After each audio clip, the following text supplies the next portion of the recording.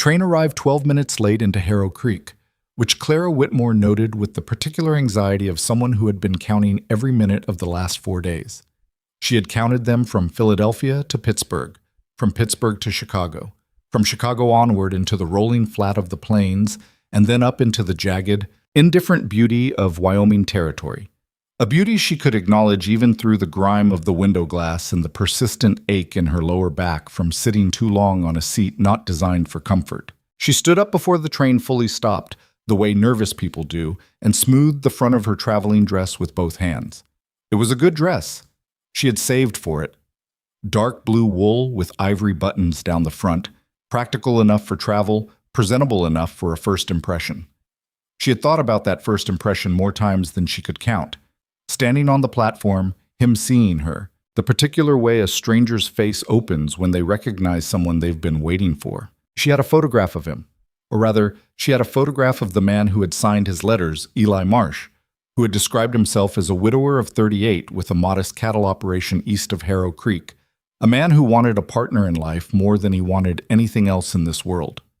The photograph showed someone square-jawed and plain-looking, which she had found reassuring. Handsome men, in her experience, came with certain complications. The platform was smaller than she'd imagined. Most things out here were either bigger or smaller than she'd imagined. The sky was bigger, the towns were smaller, and the distances between things were bigger than she had any framework to understand. A handful of people moved around the platform with the purposeful shuffle of locals going about their business. A man unloading crates from the freight car.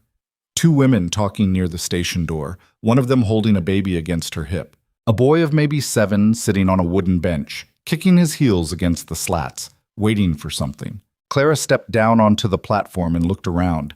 She kept looking. The minutes passed. She set her trunk down beside her and kept her face arranged carefully. Not worried, not searching too obviously, just waiting with the composed patience of a woman who was absolutely not beginning to feel something cold move through her chest. "You waiting on someone, miss?" The station master was an older man with a gray mustache and the kind of eyes that had seen too many things to be surprised by much. He was looking at her trunk, then at her, doing the quiet arithmetic of a man who dealt with arrivals for a living. "Yes," Clara said. "Eli Marsh. He's a rancher east of town. We were to be married." The station master's expression didn't change exactly, but something shifted in it.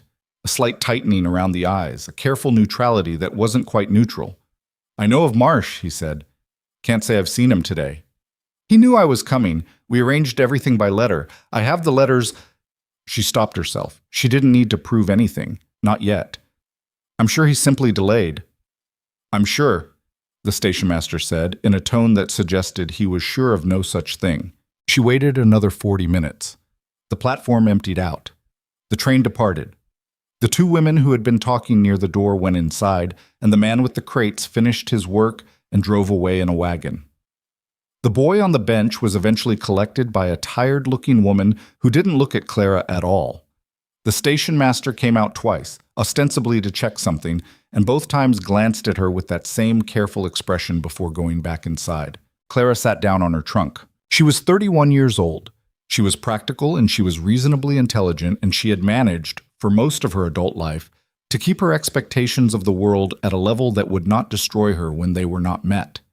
She had grown up in a row house in a neighborhood of Philadelphia that was respectable but only barely, the second daughter of a father who drank steadily and a mother who worked steadily to compensate. She had learned to sew and to cook and to stretch a dollar and to keep her face composed in difficult situations. She had worked as a seamstress for 8 years and saved money with a discipline that impressed even herself. She was not a romantic. She was not naive. And yet she had come to Wyoming. She had come because the letters were good, not flowery, not falsely grand, just honest and specific in a way that had felt real to her. He wrote about the weather with the particularity of someone who actually lived in it. He asked her real questions about her life. Not the questions people ask when they want to seem interested, but questions that suggested he was actually listening to the answers. He had not promised her luxury. He had not promised her ease. He had promised her a life that was hard but shared, and that had seemed, at 31, like enough. She had been deceived. She understood this now, sitting on her trunk with the Wyoming sun beginning to drop toward the western peaks and the temperature falling with it. She had been deceived completely and thoroughly, and she was here, in this town, with $11 and some coins in her bag, and no way back that she could see, and no way forward that she could see either. She breathed through it. That was the thing she had learned. You breathe through things. You do not fall apart on a train platform in a town where no one knows your name. You breathe, and you think, and you work out what can be done next. What could be done next was unclear. She was still sitting there when the door to the station opened and the station master came out again, this time with purpose rather than pretext. "Miss," he said, "I made an inquiry, asked around a little." She looked up at him. He cleared his throat. "Word is, Eli Marsh left Harrow Creek about 3 weeks ago. Cleared out his lease, settled his debts at the general store, and went. No one knows where." The cold thing in her chest became more specific. "He left. 3 weeks back, yes, ma'am. Before I even—" She stopped. 3 weeks ago, she had already been on her way. She had already sold most of what she owned. She had already written the letter to her landlady. "He knew I was coming. He had my arrival date." "Yes, ma'am. I expect he did." The station master stood there with the uncomfortable air of a man delivering bad news to someone who didn't have anyone to receive it with them. Clara became aware, suddenly and unpleasantly, that people inside the station were watching through the window. She became aware that the two women who had been talking earlier had not, in fact, left. They were standing near the corner of the building, and one of them was saying something quietly to the other, and they were both watching her. This was the worst part.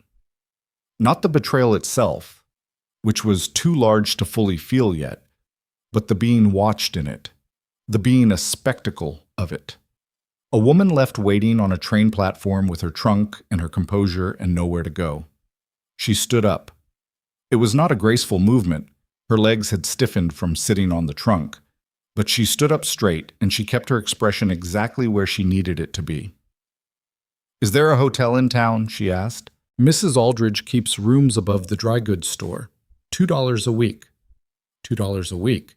She had $11 and some coins. That was 5 weeks. Maybe 6 if she was careful. Then what? "Thank you," she said. "Could you direct me?"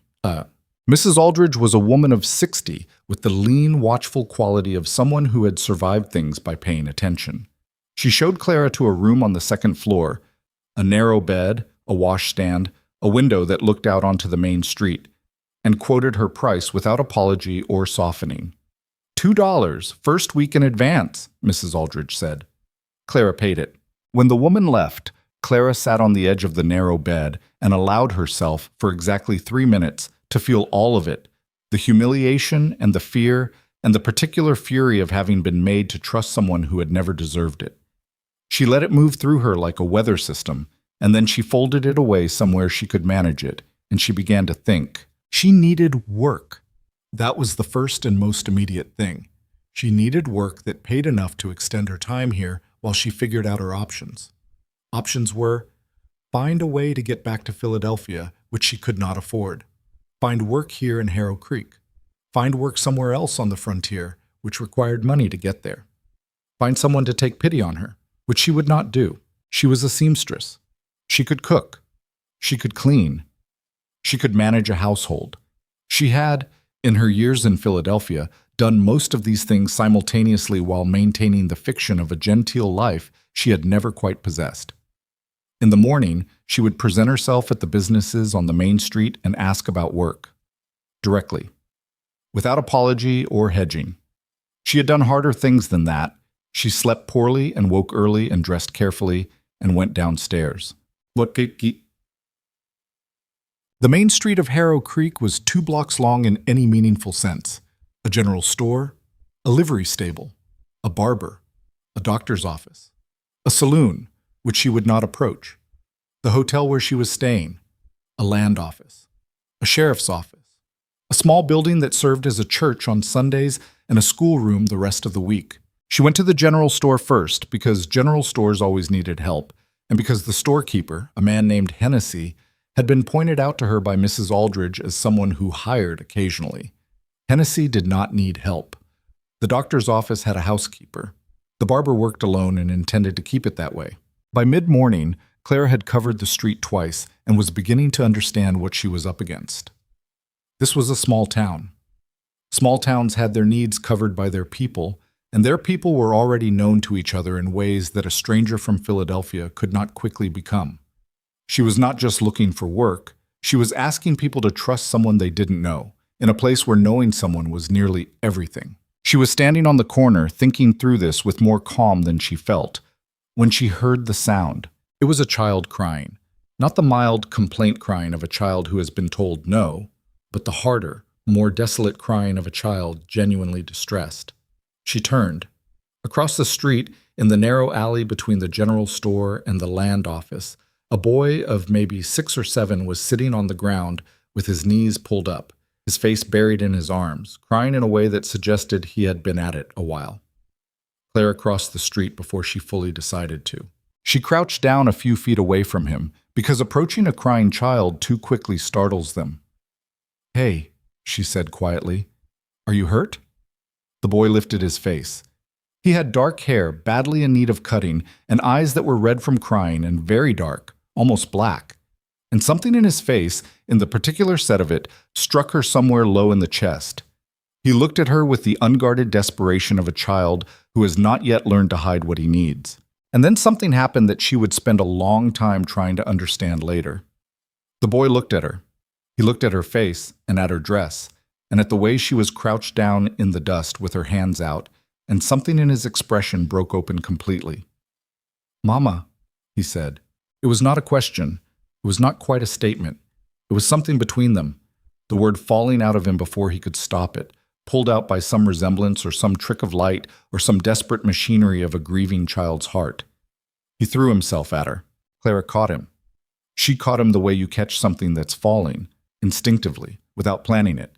And he pressed his face against her shoulder and cried in a completely different way now, the raw, heaving way of someone finally finding what they'd been looking for. She held him. She didn't know what else to do.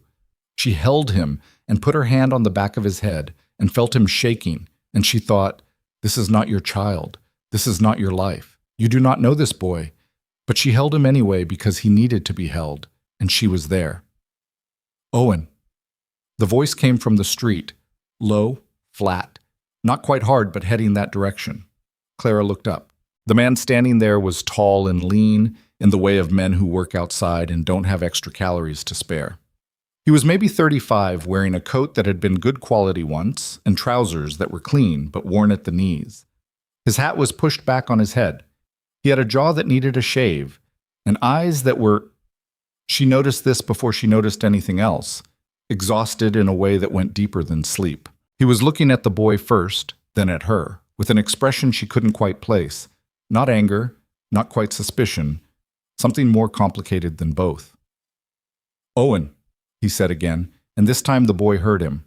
Owen pulled back from Clara's shoulder, slowly, reluctantly, the way a child pulls away from something they know they have to let go of. He turned and looked at the man. "Pa," he said. His voice was steadier now, though his face was still wet. The man, the boy's father, came across the street and crouched down in front of his son. He put his hands on the boy's shoulders and looked him over in the careful way of a man checking for damage. "What happened?" he said. "I thought—" Owen stopped. He glanced at Clara and then back at his father. She looked like Mama, from behind. The man's face did something then, a brief, involuntary thing that he controlled quickly, but Clara saw it. A spasm of something she recognized as grief, the kind that catches you when you think you've got it managed. "That's not Mama," the man said, gently, carefully. "I know," Owen said. "I know that now." The man stood up. He looked at Clara, and she looked at him, and there was a silence between them that was thick with things neither of them had been expecting to feel on a Tuesday morning in a Wyoming alley. "I'm sorry about that," he said. "He doesn't usually—" "He was upset," Clara said. "I would have done the same thing." He studied her. She let him. There was nothing she could do about being studied, and she'd found that objecting to it usually made it worse. "You're the woman from yesterday," he said, "the one who was waiting at the station." She felt the familiar tightening in her chest, the knowledge that her humiliation had been observed and was now being referenced. "Yes," Eli Marsh didn't come. No. He said nothing for a moment. Owen had moved to stand slightly behind his father, one hand gripping the back of his father's coat, watching Clara with those dark eyes that were still red at the edges. I'm Luke Cross, the man said. I have a ranch east of town. I came in for supplies. Clara Whitmore, she said. She almost said from Philadelphia, but stopped herself. She was not sure where she was from anymore. Luke Cross looked at her for another moment, long enough that she began to wonder what he was deciding. And then he said, You have a place to stay? I'm at Mrs. Aldridge's. For how long? She lifted her chin slightly. I'm working on that. He made a sound that wasn't quite a laugh, but wasn't nothing either. He looked down at his son, who was still watching Clara with that particular expression, and then he looked back at her. We could use help at the ranch, he said. Cooking, mainly. Some cleaning. I can't pay much, but there's a room and meals, if you're interested. Clara looked at him. She looked at the boy. She thought about the $11, now $9, with the room paid, and the short list of people in Harrow Creek who might hire her, and the fact that she had nowhere else in this territory that she knew a single soul. She thought about the way the boy had said mama and run to her, and the way the father's face had broken and repaired itself in the space of a second. What happened to your wife? She asked. It was possibly too direct. She had a habit of being too direct. Luke Cross didn't look away. She died, he said. 7 months ago. I'm sorry. Yeah. He said it simply, the way men say things when there's nothing more to be said about them. Clara thought about it for another moment. She was not impulsive by nature. She had planned this journey for 2 years, and the plan had fallen apart completely.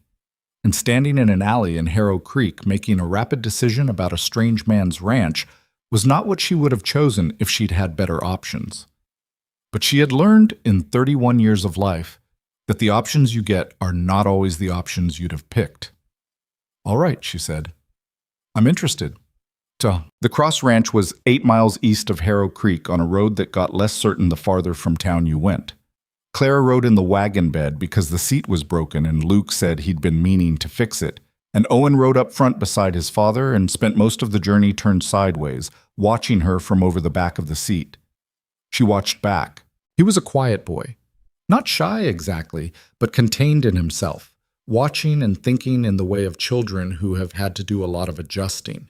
He had his father's dark coloring, but something else in the face, softer, more open, the residue of the mother she would never meet. He had stopped crying, but his eyes were still a little raw. How old are you? She asked. 7, he said. I'll be 8 in March. Do you go to school? When Pa can bring me in. It's a long way. She nodded. What do you do out here all day? He seemed to consider whether this was a trick question. Chores, he said. Feed the chickens, collect eggs. Sometimes I help with the cattle, but Pa says I'm still too small for most of it. A pause. I read when I have books. Miss Hennessy at the store sometimes has books. What do you like to read? This question interested him more. He turned a little more fully toward her, forgetting to be careful. Stories, he said, about explorers, about people going places no one's been before. My father had a book about Lewis and Clark, Clara said. About the expedition west. Owen's eyes went wide enough that she could see the whites around the dark. Did you read it? Twice. Some of the passages I nearly memorized. He stared at her. She could see him deciding something, some internal calculus running behind those dark eyes. Whatever he decided, it was something she didn't have access to. He turned back to face forward, but he didn't stop watching her in the peripheral way children have of tracking the thing that interests them. The ranch house was a single-story structure of wood and stone that had clearly been built by someone who knew what they were doing but had run out of time before they could finish everything they'd intended. The main room was large, a table, some chairs, a wood stove that was cold now, shelves with a few items on them, but not many, a bedroom off to one side, a smaller room beyond it. Everything was functional and nothing was comfortable, not because the people who lived there were harsh, but because there had been no one recently who had the time or the inclination to make it otherwise. Clara set her bag down in the doorway and looked around. She had stayed in worse places. She had stayed in better places. She was trying to decide how to think about this one. The other room's Owen's, Luke said from behind her. There's a loft above. That's where I sleep. You can have the bedroom off the main room. She turned. Your bedroom? I moved to the loft after... He stopped. After. The bedroom's empty. It makes more sense for you. She understood what he wasn't saying. All right. He stood in the doorway with his hat in his hands. She noticed he'd taken it off when they came inside, and looked around the room with the expression of a man who has stopped seeing his own house because he's been looking at it too long. It's not much, he said. I know that. It's got walls and a roof and a stove, Clara said. That's the main things. Something shifted in his expression. Not quite a smile, but the shape where a smile might eventually be. Yeah, he said. That's the main things. She found the kitchen in a state that told its own story. Not dirty. He'd kept up with the basics, the way a man does when he's doing it alone out of necessity rather than habit, but threadbare in ways that accumulated. A nearly empty salt box. 3 potatoes that were growing eyes. A small amount of dried beans that had been there long enough to develop an opinion about it. Some dried meat. Coffee that was almost out. She found 2 eggs in the cold box that probably needed to be used today. She took stock without saying anything about it. There was nothing to say about it that would be useful. And she made supper from what there was. Scrambled eggs with the last of the salt pork, fried potatoes, coffee. Simple to the point of austerity, but hot and real. Owen ate it the way hungry children eat, quickly and without speaking, occasionally looking up at her with those unguarded dark eyes. Luke ate more slowly. He ate with the focused attention of a man who hadn't had anything this particular in a while, though she couldn't have said exactly what the something particular was, just that someone had thought about it. Someone had made it with intention. It's good, he said. It's what you had, Clara said. We'll need supplies. I know. He looked at his plate. I'll get to town this week. After supper, Owen disappeared into his room and came back with a book. Not the Lewis and Clark she'd mentioned, but a thin, battered volume about explorers of Africa. He set it on the table in front of her, open to a page with an illustration of a river. Is it like Lewis and Clark? He asked.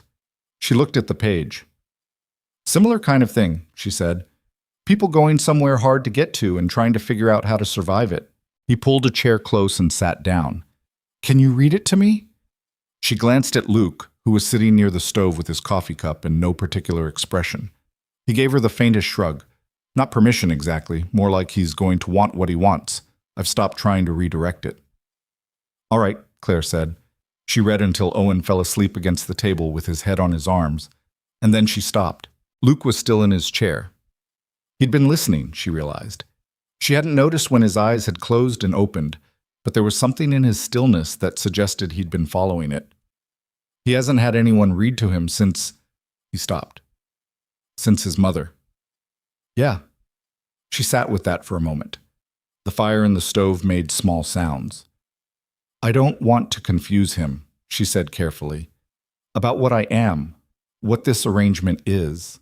No, Luke said. I don't want that either. He said I looked like her, from behind. You don't. His voice was factual rather than unkind.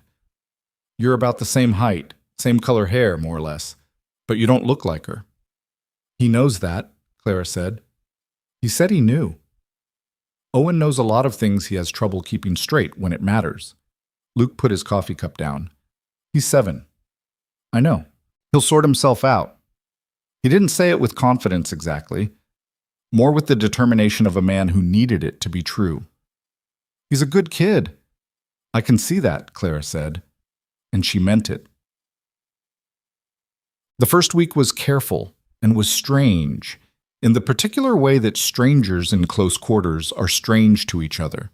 The constant low-level awareness of another person's routines and rhythms, the learning of small habits that reveal the shape of a life. Luke rose before dawn and was out in the barn before Clara came downstairs. He came in for breakfast, ate without much conversation, went back out. He came in at midday if the work allowed it. He came in at supper without fail because of Owen, because supper was the one thing he'd held to through whatever the last 7 months had been. Owen followed Clara in the mornings with the dedicated attachment of a 7-year-old who has identified something interesting. He asked questions in the steady, relentless way of children that age, not aggressive, just persistent, like water finding a crack. Why did she put salt in the bread dough? Why did Philadelphia have so many people? What did the ocean look like? Had she ever seen a ship? She answered everything honestly and as completely as she could, which seemed to be what he wanted. On the fourth day, she found his mother's things in the bedroom closet, a small box with a woman's accessories, a dress folded carefully on the top shelf, a hairbrush with dark hairs still in the bristles. She closed the closet and didn't touch any of it and didn't mention it. On the fifth day, Luke came in at noon to find her mending one of Owen's shirts at the table, and he stopped in the doorway for a moment before coming inside. "I brought that from town," he said, and set a package on the table. A wrapped parcel that turned out to be, when opened, a reasonable quantity of salt, coffee, dried beans, and a small bag of cornmeal. "There's more in the wagon. Can you use—" He held up a jar. "Molasses." "Yes," she said. "I can make cornbread. Owen would probably like it. Owen would eat cornbread 3 times a day if I let him." Something crossed his face. Not quite a smile, but in that direction. "He's been talking about you." She looked up from the shirt. "He says you answered his questions about the ocean." Luke set the molasses on the shelf. "He's been on me for 2 years to take him to see the ocean." "What did you tell him?" "That the ocean is very far from Wyoming and cattle don't swim." He paused. "He said you told him ships can be 3 stories tall." "The big ones, yes." He thought I made that up when I said the same thing. He shook his head slightly. 3 stories. He drew a picture of one. Clara looked back down at her sewing. The afternoon light was coming through the single window at the angle that made the room almost warm, almost comfortable. The edges of things softened.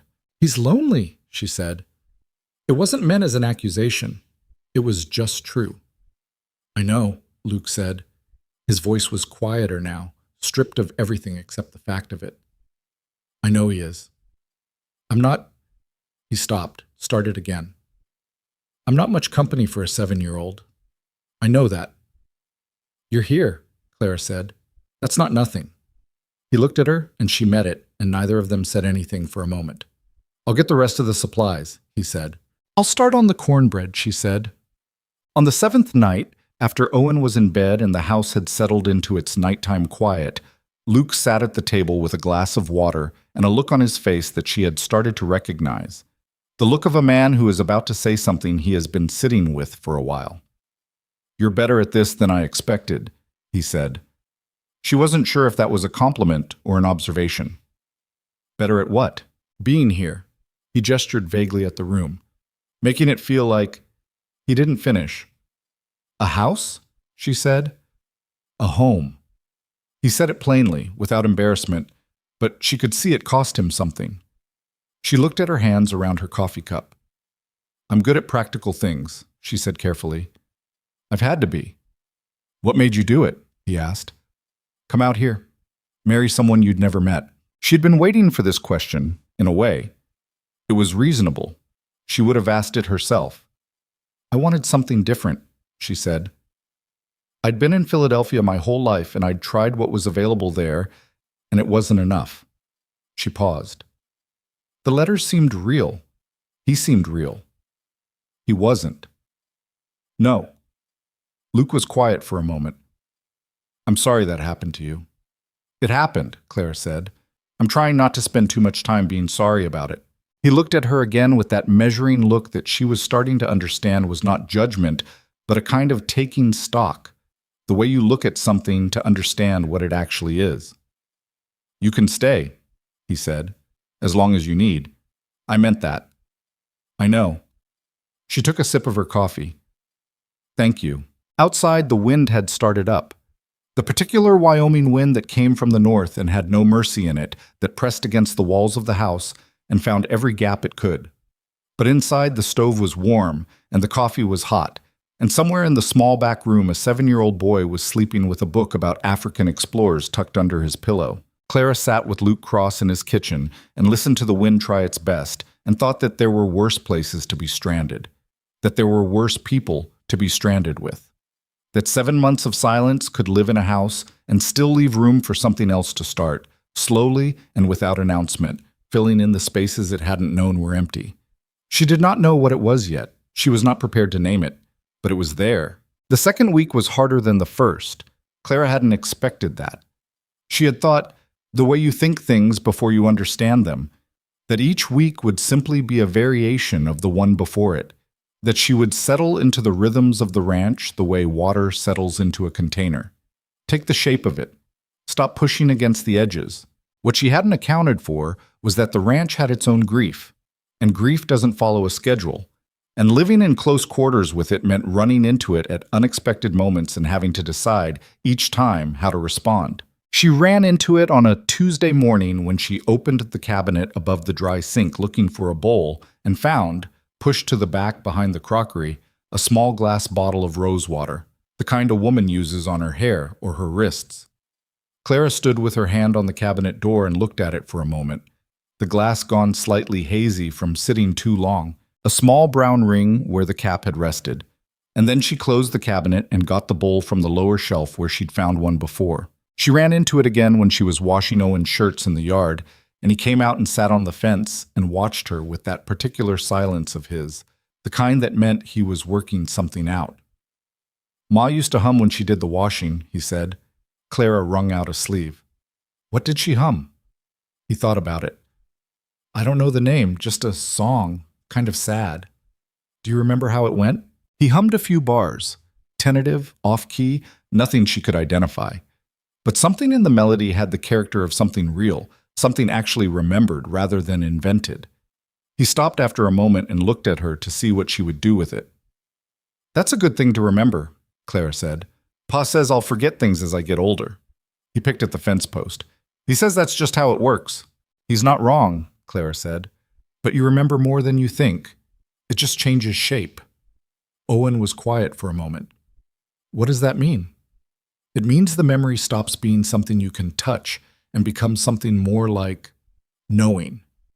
You don't always remember the specific thing, but it lives in you somewhere, shapes how you are. He chewed on this with the seriousness he brought to most things she said, the way he chewed on information generally, slowly, thoroughly, trying to get all the meaning out of it. Do you have people you forgot? He asked. Clara hung a shirt on the line. My mother, she said. She died when I was 12.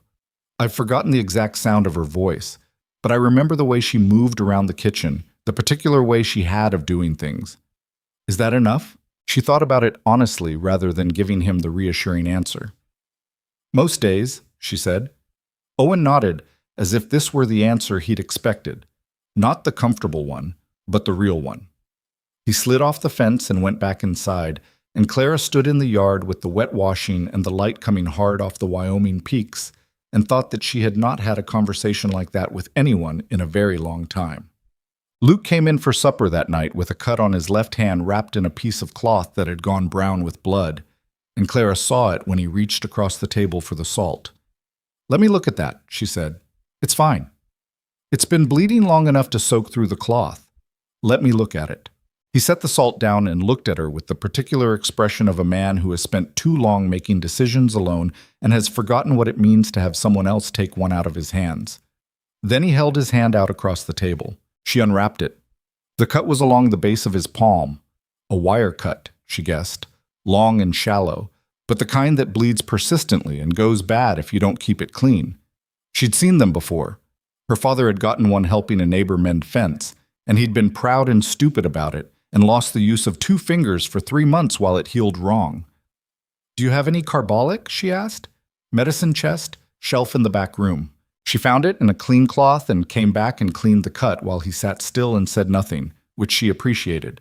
Some men made a production of being tended to. Luke simply sat. How'd you do it? She asked. New stretch of fencing on the north pasture, barbed wire. He watched her hands. I was moving faster than I should have been. You do that a lot? Move faster than you should? He was quiet for a moment. More since Ruth died. There's more to do and the same amount of time, and I keep thinking if I go fast enough, I'll catch up to it. Ruth. It was the first time she'd heard the name spoken. She'd seen it once in the corner of the room on a small sampler that was clearly old and clearly made by a child. Ruth Ann Graves, 1861. But she hadn't asked about it. Has it worked? She asked. Going faster? No. What happens? I cut my hand on a fence wire and have to sit at my own table while a woman I've known 2 weeks cleans it up. He said it without self-pity, just with the flatness of someone stating an observation. Clara tied off the bandage. You could have done it yourself. I could have. But you didn't. He looked at his hand, now neatly wrapped. No, he said, I didn't. Supper was quieter than usual after that, but not an uncomfortable quiet. Owen talked enough for all three of them. He had reached the chapter in his Explorer book about the Victoria Falls and had approximately 40 questions about waterfalls, water pressure, and whether a person could survive going over one in a barrel. Luke answered 2 of the questions and deflected the rest with the ease of a man who had been doing it for 7 years. Claire answered 3 more, which delighted Owen in the disproportionate way that children are delighted when adults take their questions seriously. After Owen went to bed, Luke poured himself a small amount of whiskey from a bottle he kept in the cabinet, the first time she'd seen him drink, and sat down at the table with it. He likes you, he said. He's curious about me, Clara said. That's different. With Owen, no, it isn't. He turned the glass in his hands without drinking from it. He doesn't get curious about people he doesn't like. He just ignores them. He's been polite to you. Something crossed his face. Amusement, she thought, though it came out muted. He's been polite to me his whole life. Polite and patient, the way you are with someone who needs managing. He drank. I'm not good at what he needs. The talking and the reading and all of it. I didn't grow up with people who did those things, and I don't know how. Clara thought about how to answer that. Not the reassuring way, not the dismissive way, the true way. You kept him fed and clothed and safe, she said, for 7 months with no help. That's not nothing. It's the minimum. The minimum is what keeps you alive. You were keeping him alive. She paused. The rest can be learned. He looked at her across the table. The lamp was turned down low and the shadows were soft in the room, and she was aware, with the awareness you have when you've been living with someone long enough, that he was paying close attention to what she was saying, not just hearing it, taking it somewhere. You say that like it's simple, he said. I say it like it's possible, she said. I didn't say simple. Begged. The 3rd week she started in on the state of the house in earnest. Not because it was dirty, she'd already made sure it wasn't dirty, but because it was bare in ways that had nothing to do with poverty and everything to do with a man who had stopped seeing the point in certain things after he'd lost the person who had made them matter. There were no curtains on the windows. She found the fabric in a cedar chest, yard goods, blue calico, clearly bought with some intention that had never been carried out. She spent 2 evenings hemming them by lamplight and hung them at the 2 windows in the main room and the single window in Owen's room. Owen came in the next morning, stopped in the doorway of his room, and stared at the curtain with an expression she could only describe as wondering. That's blue, he said. It is. It was in the chest. Pa said it was Ma's. I thought she would have used it for this. Clara watched him. If that's wrong, tell me, and I'll take it down. Owen was quiet for a long moment. Then, she would have put it in my room first, he said. She always did my room first. He went to school that morning. Luke drove him in, a Tuesday trip that he'd maintained through everything because the boy needed it. And when they came back that afternoon, Luke came inside and stood in the main room and looked at the windows. He didn't say anything. But Clara saw his jaw work for a second, the way it does when you're controlling something you don't want to show. The fabric was in the chest, she said. I thought it seemed like the right use for it. But if you'd rather No, he said. His voice was rough in a way it wasn't usually rough. No. It's good. He went back outside without any supper and she let him, because sometimes that's what a person needs, and pushing on it makes it worse. Owen ate his supper and asked her 3 questions about curtain construction and whether the blue was the same blue as the sky, and she answered all 3, and they left a plate covered with a cloth for Luke. He came in after dark. He ate the plate standing at the counter, which was how men ate when they needed to maintain the fiction that they weren't having a feeling. She pretended not to notice, which was its own kind of courtesy. Water. She found herself thinking about Philadelphia less than she'd expected.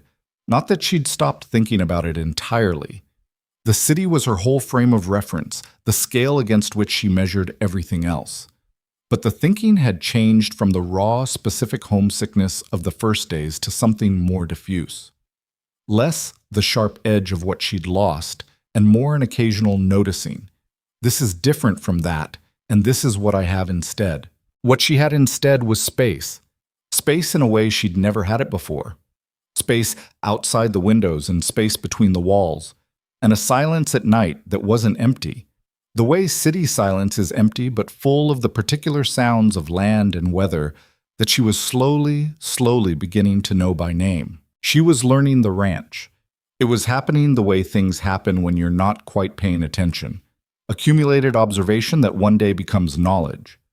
She knew that the well pump needed 2 primes in the morning before it would draw.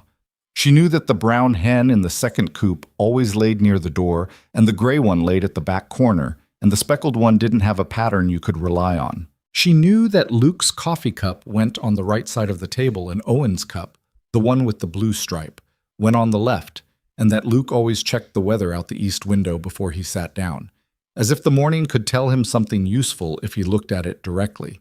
She knew, too, that Luke Cross was not what she'd been afraid he was in that first hour when she'd agreed to come. She'd been careful in that first hour. Sensible. She had agreed to come because she'd had no choice, and she had done it with her eyes open to the fact that she didn't know this man and couldn't trust what she didn't know.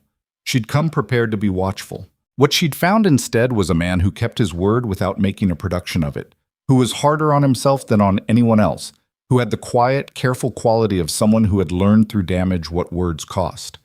He didn't talk much, but what he said was true. He didn't make promises about things he wasn't sure of. When he was wrong, he said so. Not easily, not gracefully, but he said it. He was not a gentle man by nature. She could see the edges of something harder in him. The way he moved when he was frustrated, the set of his jaw when something went wrong he'd been trying to prevent. He had a temper that lived behind a closed door, and mostly it stayed there, but the shape of the door was visible. He was trying. That was the thing that stayed with her. He was trying in the way of someone who wasn't sure what they were trying toward, but was moving in the general direction of it with whatever he had. It was a Saturday when Owen got sick. Not dangerously sick, not the kind of sick that wakes you in the night with genuine fear, but sick enough, running a fever that put 2 spots of color in his cheeks and made his eyes glassy and his voice foggy. Clara found him in the morning when he didn't come out for breakfast, and she sat on the edge of his bed with her hand on his forehead and felt the warmth of it and thought, okay, this is manageable. She told Luke, who was in the barn, and he came in immediately and looked at his son with an expression she was beginning to recognize as his particular brand of fear, contained, rigid, expressed in the set of his shoulders rather than his face. He stood in the doorway of Owen's room and said, "Should I get the doctor?" "Not yet," Clara said. "It's a low fever. Let's see what we can do first." She spent the morning making broth from the last of the salt meat, adding wild onions she'd seen growing near the well, and she sat with Owen while it cooked and told him stories. Not reading, because she wanted him to rest his eyes, but just telling, things she remembered from books, and things she made up when she ran out of what she remembered. Owen lay with his head on the pillow and listened with his eyes half closed and occasionally said, "Then what?" in the foggy voice of a sick child who doesn't want to stop even when he should. Luke came in twice to check on them. The second time, he sat in the chair in the corner of Owen's room and stayed there, not saying anything, just present in the room the way that mattered. Owen fell asleep in the afternoon, and Clara took the broth out to the main room and found Luke standing at the east window with a look on his face she couldn't fully read. "He'll be all right," she said. "The fever's not high enough to worry about yet. If it goes up tonight, we'll get the doctor in the morning." "I know." He didn't turn from the window. "He was sick last winter, and Ruth was already—" He stopped. "She was already sick herself. She took care of him anyway, got worse doing it." Clara stood still. "I've thought about that a lot," Luke said. His voice was flat in a way that wasn't flat. The way voices get when you're compressing something that has a lot of pressure behind it. "Whether I should have stopped her, whether I even could have." "Could you have?" Clara asked. "No." He said it simply. She would have done it anyway. She was like that. He was quiet for a moment. "Owen got better. Ruth didn't. That's just how it came out." Clara set the bowl of broth on the table. She didn't say anything because there wasn't anything useful to say. Some things you just receive. After a moment, Luke turned from the window. His eyes went to the covered bowl, then to her, and then away. You didn't have to do all this, he said. The broth and the sitting with him. I know. It's more than what I asked you for. I know that too. She sat down at the table. Luke, he's a child who's sick. I'm a woman who can help. That's not a complicated situation. He looked at her for a long moment. Something in his face was doing the thing she'd seen it do before. The working of something just beneath the surface, some calculation or decision or feeling that he hadn't settled on how to handle. You're not what I expected, he said. What did you expect? Someone more temporary. She thought about that. The word he'd chosen, temporary, and what it meant that he'd picked that one. I don't know what I am yet, she said honestly. I don't know what this is, but I'm here. Yeah, he said. You are.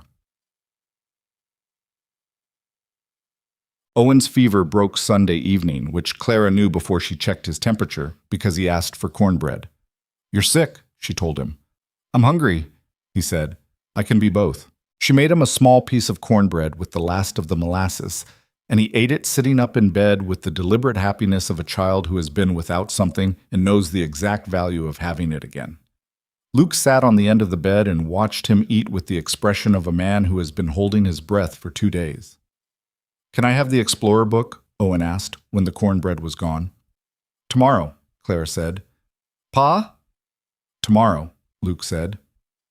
She's right. Owen looked at them. Luke on the end of the bed, Clara in the doorway, with the particular awareness of children who notice the shape of things even when they don't understand them yet. Something about the way they both said tomorrow at the same time, or the fact that they'd said the same thing at all. He didn't say anything about it. He lay back down and pulled the blanket up and closed his eyes. Good night, Clara, he said. The name came out of him easily, as if it had been there a while and was just now getting its first use. Good night, Owen, she said.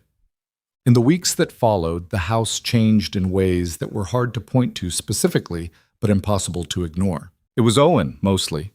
Owen changing was the most visible thing, the way he came alive in the mornings now, the way he bounded rather than shuffled, the way he talked at supper with the ease of a kid who has stopped monitoring how much space he's taking up. He had been so quiet those first days, she realized now, that she'd almost mistaken it for his nature. But it wasn't his nature. It was what happened when a child learns to make himself small. He was not making himself small anymore. He started a list of things he wanted to ask Clara about. Actual list, written on a scrap of brown paper in his careful, slightly uneven hand. He produced it one morning while she was making biscuits and said, I have some questions if you have time, in the polite, formal manner that made her want to both laugh and hold him. Read them out, she said. He read them. They ranged from the genuinely scientific to the philosophically baffling. How did they make glass? What happened to a candle flame when you blew it out? Where did the fire go? If a ship was big enough, could it carry a whole town? Could you grow corn in Wyoming if you watered it enough? He had 12 questions. She answered 10 and told him honestly that she didn't know the other 2. Pa says you don't admit that enough, not knowing things, Owen said. Clara looked up. Does he? He said most people pretend they know when they don't. A pause. He said you don't do that. She went back to her biscuits. When did he say that? When I asked him what you were like. Owen said it with complete innocence, the unembarrassed directness of a child who does not understand why that might be a complicated answer to share. She didn't say anything more about it, but she thought about it later in the way you turn something over to look at it from different sides. The fact that Luke Cross had had occasion to describe her to his son, and that what he'd said was that she didn't pretend to know things she didn't know. It was not, she thought, the worst thing to be known for. She started teaching Owen to read better at his request, which became an unofficial school in the evenings after supper. The 2 of them at the table with whatever books and paper were available while Luke did his accounting, or mended harness in the chair by the stove. She hadn't offered. Owen had asked in the specific way he asked for things, which was to state the need matter-of-factly and then go quiet and wait. Miss Tully at school says I rush, he told her the first evening. I can read the words, but I miss things. What kinds of things? She says I miss what the story is about. He said it with the frustrated emphasis of someone who has been told this enough times that it has begun to irritate him. But I know what it's about. It's about the people in it. What do the people want? Clara asked. He stopped. What? In a story. The question underneath all the other questions is always, what does this person want, and what's stopping them from having it? She tapped the book in front of him. When you know that, the story opens up. He was quiet, thinking. Like, in this one, he wants to find the river, and what's stopping him is the desert. And the desert is stopping him how? There's no water. He might die. What else? Owen chewed on his pencil. He doesn't know which way to go. He might get lost forever. Right. So underneath the story about exploration, there's a story about a man who's afraid of being lost. Now read the next chapter and tell me how that changes what you notice. He read. He was quiet the whole time, more quiet than usual. When he finished, he looked up. He keeps looking for landmarks, he said. Even when he doesn't need to. He does it all the time. I didn't notice that before. That's the story, Clara said. Owen sat back in his chair with the particular satisfaction of someone who has solved something they'd thought was beyond them. He looked over at his father. Luke was pretending to study his account book, but he'd stopped turning pages. And then back at Clara. That's a good way to think about it, Owen said. Miss Tully might have another way, Clara said. This is just one way. It's better than her way. Don't tell her that. He grinned, the wide, uncomplicated grin he had that made his whole face different. Pa, did you hear that? I heard, Luke said without looking up from his accounts. She told you not to tell the teacher you think you know better than her. She also said it's a better way. She didn't say that. She said this is just one way, which means the other way is not as good. Clara laughed. A real laugh. The sudden kind that comes before you decide to let it. And Luke looked up from his book, and something happened in his face that she hadn't seen there before. Something easeful. Something that hadn't been there 7 months ago and was only barely here now, still tentative, like a plant that's made it through winter and isn't sure yet what to do with the sun. He didn't laugh, but he was close to it. That was enough. The letter came on the last Friday of the month, brought out from Harrow Creek by the storekeeper's son, who made occasional rounds for Mrs. Aldridge, who'd been holding mail for the ranch. Claire recognized the handwriting before she read the return address. Eli Marsh, not his real name. She was almost certain of that now, after having asked a few questions of the right people in Harrow Creek. The man who'd written to her under that name had used it like a costume, but here it was on an envelope addressed to her, forwarded through Mrs. Aldridge, 6 weeks old based on the postmark.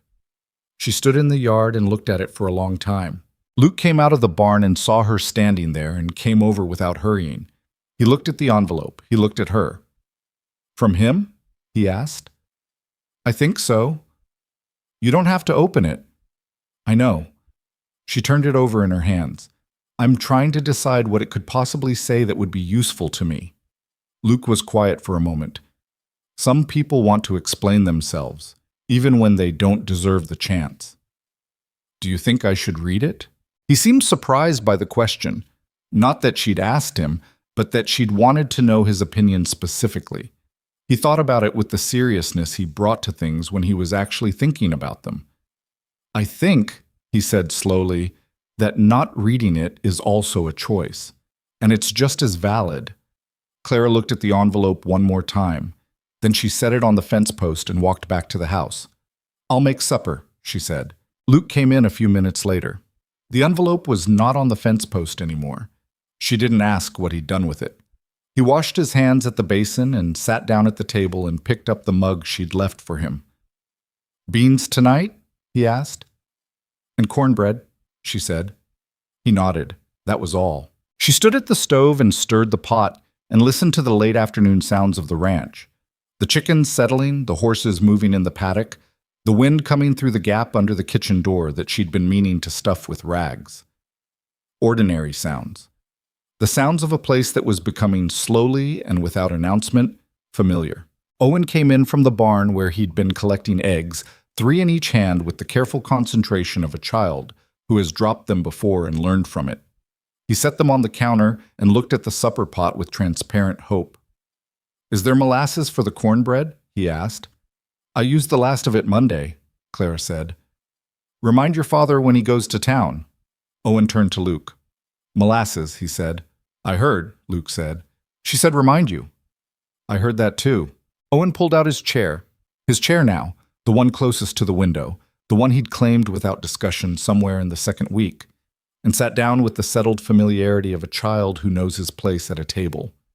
He picked up his fork even though supper wasn't ready yet, which he always did, and looked across at his father with something in his expression that was almost but not quite contentment, something still working toward it.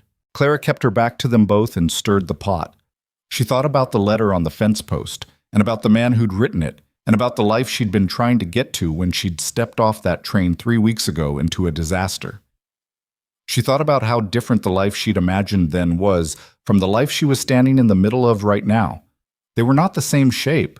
They were not even close. She wasn't sure yet how she felt about that.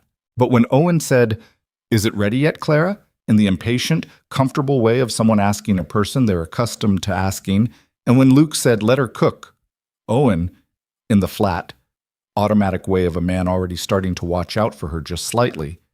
When those two things happened in the same moment, in the warm kitchen of a house that had been empty and was not anymore, she thought that whatever she felt about it, she would figure it out. She was, after all, still here, and so were they. The trouble arrived, as trouble tends to, on the kind of day that gives no warning. It was a Thursday, clear and cold, the last cold push of a season that was starting to loosen its grip. Owen was at school.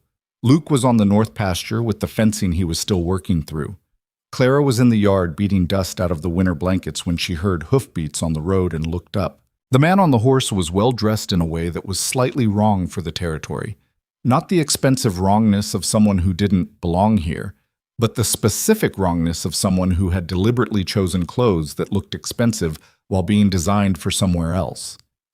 He sat his horse with the ease of a man who rode not because he worked, but because he could. She didn't know him, but something in her went still, the way it goes still when the body recognizes a category of threat before the mind has finished identifying it.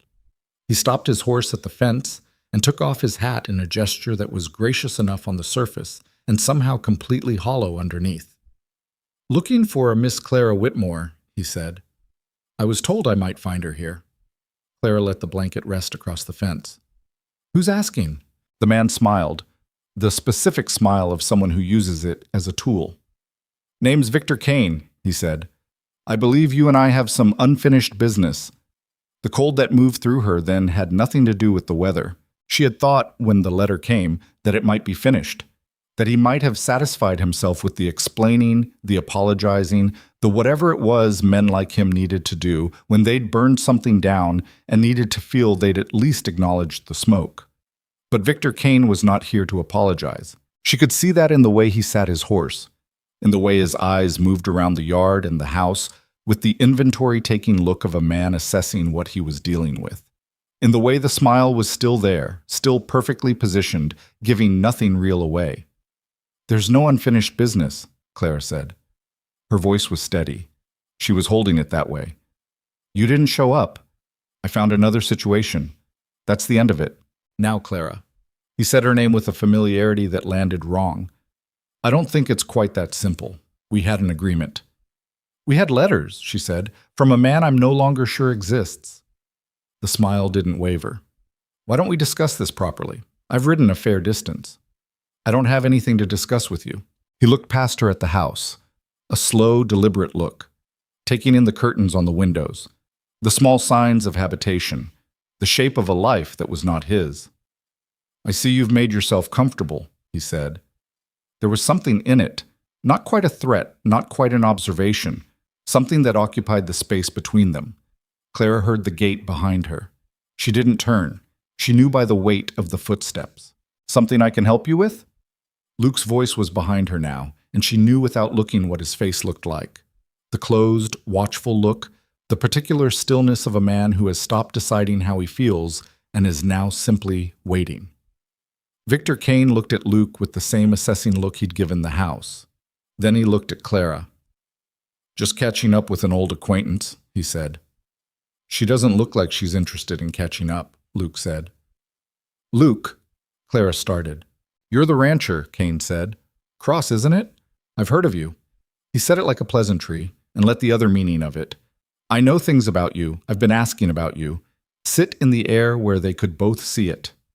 Luke said nothing. He moved to stand beside Clara rather than behind her, which was a small thing, and also not a small thing at all. Kane smiled at them both, the two of them standing together at the fence, and put his hat back on. "I'll be in Harrow Creek a while," he said. "I expect we'll have time to talk properly." He looked at Clara specifically. "You and I, at least." He turned his horse and rode back down the road without hurrying, the way a man rides when he's making a point about not being in a hurry. Clara stood at the fence for a long moment after the sound of hoofbeats faded. "That's him," she said. "I figured," Luke said. She turned and looked at him. His jaw was set and his eyes were on the road where the man had gone, and she could see the careful way he was holding the thing he was feeling, not hiding it exactly, but not letting it have the wheel either. "He's going to be a problem," she said. Luke looked at her. Something settled in his face, not resolution exactly, but the close cousin of it.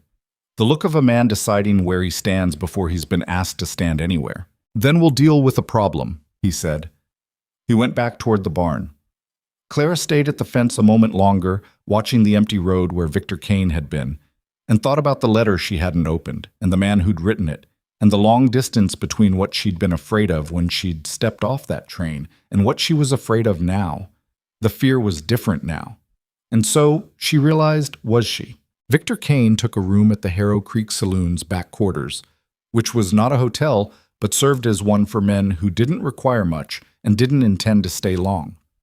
The town noticed him the way small towns notice strangers who arrive with money and no visible purpose, with the particular sideways attention of people who have learned that such men usually want something, and that what they want is rarely good for the people already there. Clara heard about him through Owen, who heard about him through the storekeeper's son, who had the comprehensive intelligence network common to 12-year-olds in small towns with nothing else to do.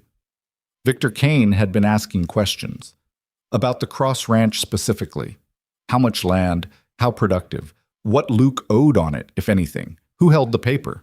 "How does a 12-year-old know that?" Luke asked, when Owen relayed this information over supper with the eager thoroughness of someone who understood he was being useful. "Freddie Hennessy hears everything," Owen said. "His pa talks in the store and Freddie listens from the back." Luke looked at Clara. "He's not just here about me," Clara said. She'd been thinking about it since Kane had ridden away from the fence 3 days ago, turning the pieces over, trying to understand the shape of what he was. "He asked me about the letters, about the arrangement we had, but that's not what he came to Harrow Creek for." "Then what did he come for?" "Land." She said it simply because she was fairly sure it was true. He wanted a woman with no connections and no money in a place where she'd have to rely on whatever he offered. That's what the letters were about. He wanted someone who couldn't leave. Luke was quiet for a long moment. Owen had stopped eating and was watching them both with the careful attention of a child who knows the grown-ups are talking about something important. "That's not a small thing," Luke said. "No," Clara said. "It isn't." She had spent those 3 days thinking about what Victor Kane's visit had actually meant. Not the surface of it, the pleasantries and the hollow smile, but underneath it, the way his eyes had moved across the property, the specific thing he'd said. "I've heard of you." Men who came to acquire things always did their research first, always knew what they were walking into before they knocked on the door. The question was what he intended to do about it. She got her answer 4 days later when Mrs. Aldridge sent word through the storekeeper that there was talk in town. The kind of talk Mrs. Aldridge communicated about only when it had reached a level she considered actionable. Not gossip, which she had no patience for, but information that affected people she felt responsible toward. The talk was about Clara. Specifically, that she was a woman of questionable character who had come west under suspicious circumstances, whose arrangement with Luke Cross was not what it appeared, and who had likely deceived the rancher the same way she had deceived men before. Clara read the note twice. Then she set it down on the table and looked out the window at the yard, where Owen was chasing the speckled hen who had escaped her coop again, his voice high and futile and the hen completely unimpressed. The anger that moved through her was cold and specific, not the hot kind. She'd learned years ago that the hot kind spent itself before it could do anything useful. This was the steady, banked kind that she could work with. She told Luke that evening. His response was immediate and visceral in the way he rarely allowed himself to be. A quick, hard motion of his hand against the table, not quite a slam, but close. "He's lying," he said. "I know he's lying." "The whole town doesn't know me," Clara said. "I've been here a month. He's been here 4 days, and he has money and manners go a long way with people who don't have other information to work with." She looked at her hands on the table. "This is what he does. He creates a story that makes the woman the problem. Then he comes in as the solution." Luke stared at her. "What kind of solution?" "He'll offer me something. Legitimacy, he'll call it. A real marriage, proper paperwork, a position in whatever he's building here." Her voice was even. She had to keep it even. "And if I say no, the story gets worse. And worse means you're implicated too. A rancher who took in a woman like that, I don't care what people say about me." "You care about Owen," she said. And that landed. She could see it land. Because he went quiet in the particular way he went quiet when she was right about something he didn't want to be right. They sat with it. "What do we do?" he said finally. It came out rough, the question, like it cost something to ask it. Like admitting he didn't know was its own kind of damage. "I need to talk to someone who knows the law here," Clara said. "The sheriff, or someone like him. Kane is doing something that has a name, and if it has a name, there might be a way to stop it," he said. Sheriff Dale Pruitt was a man of 50-something with a sun-creased face and the watchful patience of someone who had dealt with enough frontier trouble to know that most of it looked different than it actually was. He listened to Clara for 20 minutes without interrupting, which she appreciated more than she could say. When she finished, he leaned back in his chair and looked at the ceiling for a moment. "Kane," he said. "Victor Kane." "You know him?" "Heard the name." He said it in a way that suggested the hearing had not been favorable. "There was trouble in a town called Morrow's Crossing, about 60 miles east, 2 years back. A man of that description came in, bought up some debt, married a widow, and the widow's land changed hands about 3 months later in a way that wasn't entirely clear how it happened." He looked at her. "I can't prove that man was Kane." "But you think it was?" "I think it's worth asking." He sat forward. "Here's the thing, Miss Whitmore. What he's doing with the talk, the reputation damage, that's not illegal. Not by itself. If he makes you a formal offer and you decline and he keeps talking, we're still in complicated territory." He paused. "If he forges documents, that's different. If he tries to use force, that's different. Right now, what he's done is ride to a ranch and say something unflattering about you to a few people in town." "He rode out there to assess the property," Clara said. "He came to see me specifically, but he spent half his time looking at the land. That's also not illegal." "I know." She kept her voice steady. "I'm not here asking you to arrest him. I'm here because I want to know where the line is, what he can do and what he can't." Pruitt looked at her with the weighing expression of a man deciding how seriously to take the person across from him. Whatever he found, it seemed to satisfy something. "The line is documents and force," he said. "If he puts anything in writing that's false, about you, about your arrangement with Cross, about the property, you bring it to me. If he tries to do anything that isn't conversation, you bring it to me. And until then, the best thing you can do is not give the talk any fuel." He looked at her directly. "You've been at the Cross Ranch for a month, that's the truth. Luke Cross is a respected man in this county, and whatever some people might whisper, most of them know him well enough to know his character." He paused. "Do you understand what I'm suggesting?" She understood exactly what he was suggesting. She drove back to the ranch and thought about it the whole way. Kane made his move on a Wednesday, which was a market day when Luke was in town and Clara was at the ranch alone with Owen, who was home from school with a chest cold that had taken up residence and refused to leave. The timing was not accidental, and she knew it wasn't accidental. She heard the horses before she saw them, more than one, which registered before anything else. And she went to the window and looked out. Kane had brought 2 men with him. They were not subtle about what they were. The particular way men look when they are being paid to be present, rather than to do anything specific yet. They stayed near the fence while Kane came forward alone, which was a kind of staging, a message about how many options he had and how many she had. She went to the door before he could knock. "Miss Whitmore," he said. "Good morning." "What do you want?" He looked past her into the house, just briefly, just enough to make the point, and then back at her. "I came to make you a reasonable offer," he said. "I think if you hear me out, you'll find it's in your interest." "I doubt that." "Clara." He used her name the same way he'd used it at the fence, like a tool. "I've been patient. I came a long way because I made you a promise, and I'm a man who keeps his promises." "You left me on a train platform. I was delayed." He said it smoothly, the way men say things they've rehearsed. "There were circumstances. I wrote you a letter explaining. I didn't read the letter." Something shifted in his expression, just briefly, just a flicker of something that was not quite as controlled as the rest of him. Then the smile came back. "Come back with me to Harrow Creek," he said. "We'll talk properly. We can have the whole arrangement sorted out by the end of the week. Marriage, a real home, a position that isn't—" He glanced around at the ranch, the subtle dismissal of someone who wants you to see what they think of your choices. "This." "No," Clara said. "Clara." "I said no, Mr. Kane. I'm not going with you. I'm not marrying you. I have nothing to discuss with you. If you come to this property again, I'll ask the sheriff to explain to you what happens to men who harass women in Wyoming territory." She kept her voice level through all of it. "Are we clear?" Kane looked at her for a long moment. The pleasant surface of him was still there, but something underneath it had shifted, had moved from patient to calculating in the way water moves when it's looking for a different path to the same destination. "You're making this harder than it needs to be," he said. "I know," Claire said. "I'm comfortable with that." She closed the door. She stood behind it for 30 seconds, not moving, listening to the silence on the other side. Then the sound of horses. Then nothing.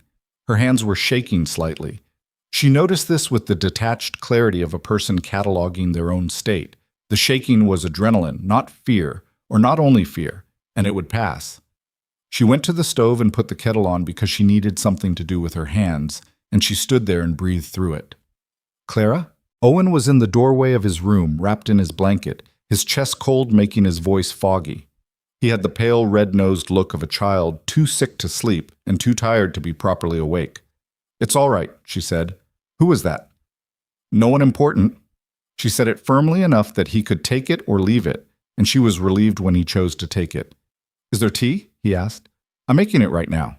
He shuffled to the table and sat down in his chair with the blanket around his shoulders and watched her with the patient, trusting look of a sick child waiting to be taken care of. Clara made the tea and put honey in it and set it in front of him and sat down across from him, and she thought, "He is 7 years old and he trusts me, and I am not going to let anything happen to this house." It was not a complicated thought. It was just true. Luke came home that evening to find Clara at the table writing a letter, and Owen asleep on the settle with a book fallen open on his chest, and the immediate, accurate read of a man who has come home to something he wasn't told about. "What happened?" he said. She told him. All of it. Kane's arrival, the 2 men at the fence, the offer, the closed door. She told it plainly and without softening it, the way she told things when they mattered. When she finished, Luke sat down in the chair across from her and looked at his hands for a moment. "He brought men with him," he said. 2. "To a property where you were alone with a 7-year-old. His voice was quiet. That particular quiet that she had learned was more serious than loud. "He didn't do anything," she said.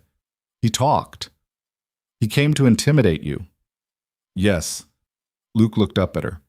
"I should have been here." "You couldn't have known." "I should have—" He stopped himself. She could see the thing he was doing, the assigning of fault to himself, the running of the scenario backward to find where he could have made it different. Men who felt helpless did it. She'd done it herself. "Luke," she said, "you couldn't have known. Stop doing that." He looked at her with the flat, slightly startled expression of someone who's been accurately read. Then, reluctantly, something in his posture let go slightly. "He'll come back," Luke said. "I know." "What does he actually want?" "The land." "I think he wants the land, and he thought he could get to it through me." Clara folded her hands on the table. "He recruited women in places where they had no one, no family, no connections, married them, gained control of whatever they had or whatever he could get to through them, and left when he was done." She paused. "I wasn't supposed to have anywhere to go. That was the point." But you did, Luke said. By accident. She said it plainly. I only have anywhere to go because a boy 7 years old ran at me in an alley. Luke looked over at Owen on the settle, the small, blanket-wrapped shape of his son sleeping with a book on his chest. Something moved through his face. Not entirely by accident, he said. Clara didn't answer that, but she sat with it. And the next 10 days were a kind of siege, but the kind that happens at a distance. Kane did not come back to the ranch. Instead, he worked the town. The rumors got worse. Specific things now, not just vague questions about her character. Stories with enough detail to feel plausible, the kind of lies that work because they're hard to disprove without lowering yourself to address them. She heard it through Mrs. Aldridge, who delivered the information with the grim efficiency of someone who wanted to arm rather than alarm. He's saying you left a man in Philadelphia, Mrs. Aldridge told her. Married one and left him. That you came out west to do the same. I've never been married, Clara said. I know that, Mrs. Aldridge said. But the people who've known you for a month don't know it, and the people who've known Victor Kane for 2 weeks think he's a gentleman, and gentlemen in nice coats are convincing in a way that women who do their own washing aren't, unfortunately. It was not a comfortable truth, but it was true. Luke heard about it on a supply run and came home in the particular silence that meant he was angry enough that talking would not have improved anything. She let him be silent through supper. Owen, with the social intelligence of a child who has learned to read adult weather, ate his supper quietly and did not ask for the Explorer book. After Owen was in bed, Luke said, Tom Wakefield won't sell me fence wire. Clara looked at him. Wouldn't say why, Luke said. Just said he was out of stock. He had a full rack of it visible through the window behind him. He said it flatly. Kane's been talking to people about more than you. She felt the weight of it.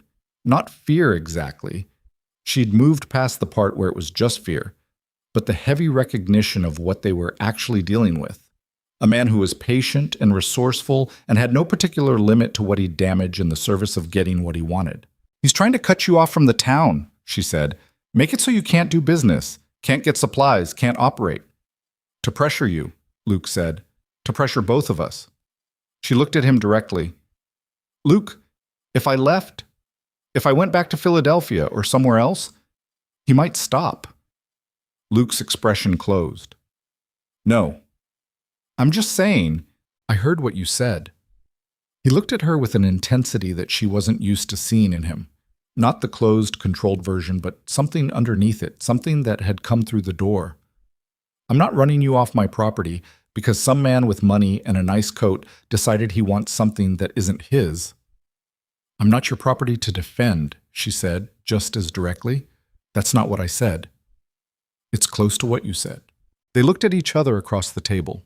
The fire in the stove was low, and the light was orange, and it was the kind of moment where the thing under the surface gets close enough to see, neither of them fully ready to look at it directly. You could leave if you wanted to, Luke said. His voice was quieter now. I'm not keeping you here, but I'm also not asking you to leave. I'm asking you to... He seemed to struggle for the word. Stay. It was not a small word in his mouth. She could tell by the effort it cost him. All right, she said. All right, he repeated. Not a question. An agreement. Again, it was Sheriff Pruitt who came to them this time, which was its own kind of information. He rode out on a Friday afternoon, tied his horse at the fence, and came to the door with his hat in his hands and the expression of a man bringing news he'd spent time deciding how to bring. He's got a document, Pruitt said, sitting at the table with a cup of coffee he didn't drink. A lawyer in Cheyenne drew it up, claims there was an agreement between you and Kane. He looked at Clara. A formal betrothal contract, with a clause about land and property rights. The silence in the room was complete. There was no contract, Clara said. I know that. You know that. Pruitt looked at his coffee cup. The document says otherwise. His signature, a notary stamp from Cheyenne, and a signature that's supposed to be yours. Forged, Clara said. Almost certainly. But forged documents in Cheyenne with a legitimate notary stamp are harder to untangle than you'd think. He paused. He's filed a civil claim. Says you entered into an agreement, violated it, and he's seeking... He cleared his throat. Compensation, which in the document is described as the eastern section of the Cross property. Luke had not moved or spoken through any of this. Clara looked at him now. His jaw was set in a way she recognized. Not anger, something past anger, something colder. "He can't take my land," Luke said.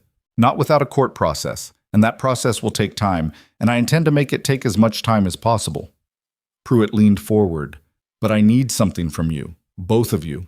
I need evidence that there was no contract, letters, witnesses, anyone in Philadelphia who can speak to her character and history. A lawyer wouldn't hurt." "The closest lawyer is in Cheyenne," Luke said. "I know. That's where his forged document came from." "I know that too." Pruitt met Luke's eyes. "I'm not telling you this is easy. I'm telling you what we need." After the sheriff left, Clara sat at the table for a long time. The sun was going down through the west window and making the blue calico curtains glow faintly, and she looked at that for a while because it was easier than looking at the rest of it. "I have letters," she said. "The real ones he sent me, the letters I received. They don't mention any contract because there was no contract." "Would that help?" "It might. It shows the nature of what he actually offered." She paused. "I also have my landlady in Philadelphia, Mrs. Hart. She's known me for 6 years. She knows I was unmarried. She knows my character. She can write to that." She thought. "It'll take 2 weeks to get a letter there, and 2 weeks back. A month." "Then we write tonight," Luke said. She looked at him. "Tonight?" he said again, steadily. "We write tonight, and I'll get it on the mail coach in the morning." He was not a man who showed a great deal, she had learned. He did not make speeches or declarations, but she noticed the "we" he had used, the particular placement of it, the quiet assumption of it. And she thought that there were ways of saying things that weren't speeches at all. "All right," she said. "Tonight." The night Kane brought his men to the ranch was a Tuesday, 2 weeks after Pruitt's visit, and it did not look like what it was from a distance. From a distance, it looked like 4 men riding in at dusk, which was unusual but not impossible. She saw them coming down the road and went to the window and watched, and then went to the back room where Owen was doing his reading and told him, with the particular calm she kept for situations that required it, to stay in his room and not come out until she came to get him. Owen looked at her face. He didn't argue. He pulled his chair to the corner of the room, away from the window, and she was grateful for him in a way that went well past words. She went to the kitchen and took the shotgun from the shelf above the door. Luke had showed her how it worked in the second week. In the matter-of-fact way he showed her how the pump worked and how to bank the fire for the night. As a matter of course, because this was Wyoming, and knowing these things was just sense. She loaded it and set it against the wall beside the door where she could reach it. Then she went out to the porch. Kane came forward on his horse, the 3 men behind him. In the last light of the day, he looked different than he had before, less the polished gentleman and more simply what he was, which was a man who had decided that patience had run out. "Clara," he said, "this has gone far enough." "You're on private property," she said, "without an invitation. I have a legal document." "You have a forged document, and the sheriff knows about it." She kept her voice even. She was aware of the shotgun against the wall behind her. She was not going to touch it unless she had to. "Whatever you've paid men to do in other places, this isn't going to work the same way." Kane looked at the men with him. Something in the look passed between them that she couldn't read. "You're alone out here," he said. "I'm not," she said. He smiled. "Luke Cross isn't here. I know where Luke Cross is." The cold in her chest was specific and manageable. She breathed through it. "Come down from that horse and come inside, and we'll talk about this like adults," Kane said. The gentle delivery of it was somehow worse than if he'd been threatening. "You don't have to do this the hard way." "I'm not doing it anyway," Clara said. "You need to leave." He moved his horse forward, just 1 step, just enough to make the point. And Clara reached back and picked up the shotgun and held it. She did not raise it. She held it at her side, pointed down, and looked at him. The 4 of them looked at her. "There are 4 of us," Kane said. The pleasantness was gone now, completely gone. "There are," Clara said, "and there is one of me, and I've been in this territory long enough to know what a woman alone on a ranch is expected to be able to do, and I can do it." She was aware of her own heartbeat. She was aware of it, and she did not let it change anything in her face. "The question is whether you want to find out." The standoff held for a count of seconds that felt much longer. Then, from the road, the sound of horses. Not one, several. Kane turned. Coming down the road at a pace that was not quite casual were Luke, and beside him old Tom Wakefield, and 2 other men she recognized from town. one of them being the storekeeper Hennessy, who was not a man given to riding out after dark on a weeknight. Behind them, on a horse too big for him, but riding it with the frantic, determined energy of someone who has made a difficult decision and committed to it, was Owen. Owen, who had not stayed in his room. Owen, who had gone out the back window. Owen, who had apparently run to the barn, saddled the big horse that wasn't meant for him, and ridden hard across the fields to the road where he'd intercepted his father coming home. Clara looked at her son. She thought the word son, and it didn't feel wrong, which was its own kind of information. And she felt something so large and so complicated that she had no name for it, so she set it aside for later and kept her attention on the men in front of her. Luke came through the gate and stopped his horse between Kane's group and the porch. "You're on my property," he said. His voice was the quiet kind. "And my son just rode a horse that's too big for him across a dark field to find me, which means you've frightened people I'm responsible for." A pause. "You should leave now." Kane looked at the men behind Luke, 4 of them, same as he'd brought, and then at the shotgun in Clara's hands, and then at Luke. Whatever calculation he was running, it came up short. "This isn't finished," he said. "It will be," Luke said. "Get off my land." Kane pulled his horse around and rode out, the 3 men with him. Nobody spoke until the sound of hoofbeats was gone completely. Owen climbed down from the big horse. Not gracefully, he slid more than climbed, and Luke caught him by the arm before he hit the ground, and stood looking at Clara with his chest heaving from the ride and his face white and determined in equal measure. "I said to stay in your room," Clara said. "I know," Owen said. "I didn't." She looked at him for a long moment. Then she set the shotgun down against the post and went down the porch steps and put her arms around him, and he grabbed onto her the way he had in the alley that first day, hard and complete, like someone holding on to the thing that keeps them from going under. "I know," she said. "I know you didn't." Luke had gotten down from his horse. She looked at him over Owen's head, and he looked back at her, and there was a great deal in the looking. The relief and the fear of the last half hour, and something older underneath it, something that had been building for weeks, that neither of them had quite said yet. Tom Wakefield cleared his throat from somewhere behind Luke. "Everything all right, then?" he called. "Yeah," Luke said. His eyes were still on Clara. "Everything's all right." He turned to talk to the men who'd come with him, who needed explaining to and thanking, and Owen eventually released his grip on Clara and looked up at her with the red-eyed, exhausted face of a child who has done something frightening and gotten through it. "Was I stupid?" he asked. "To come?" Clara thought about it honestly, the way she always thought about his questions. "You were brave and you were reckless and you were exactly 7 years old," she said, "and you should absolutely not have done it." She put her hand on his head. "And I'm very glad you did." He nodded as if this confirmed something. Then he looked toward where Luke was talking with the other men.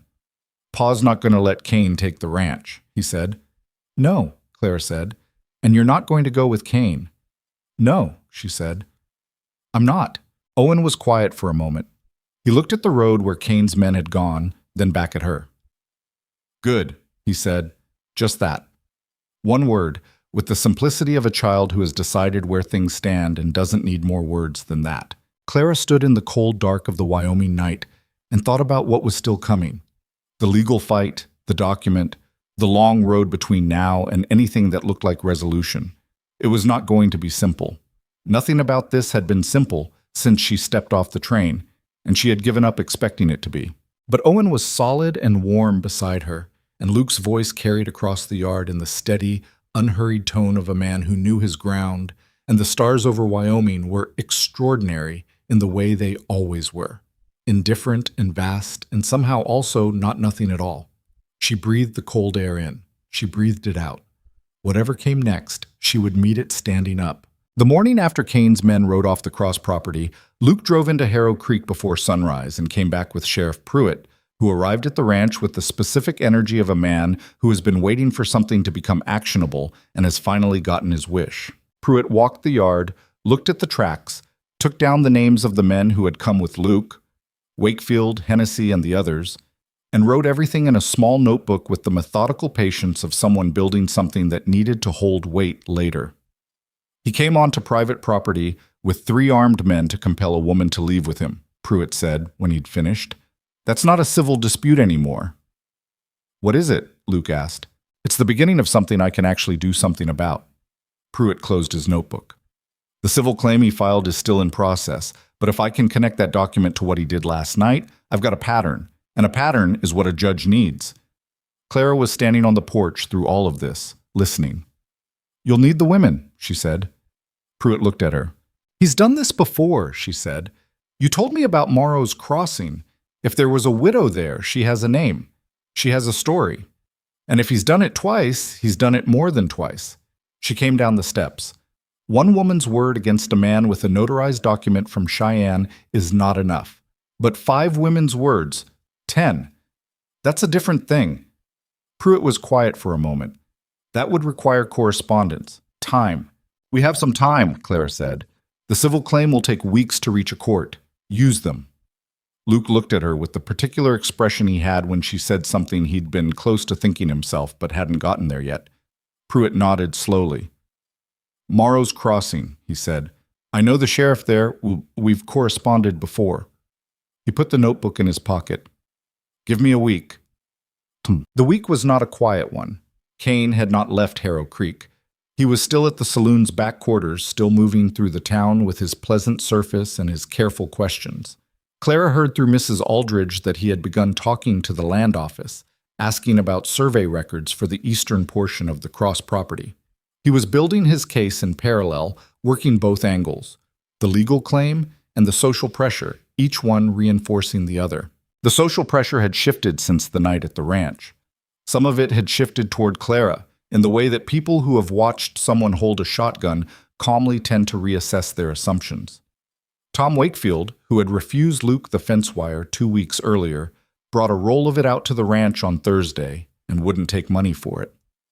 Just bring the account straight when it's over, he said, and drove away before Luke could argue. Mrs. Hennessy at the store had, without comment, begun setting aside the good flour for Clara's order rather than the cheaper grade she'd been getting.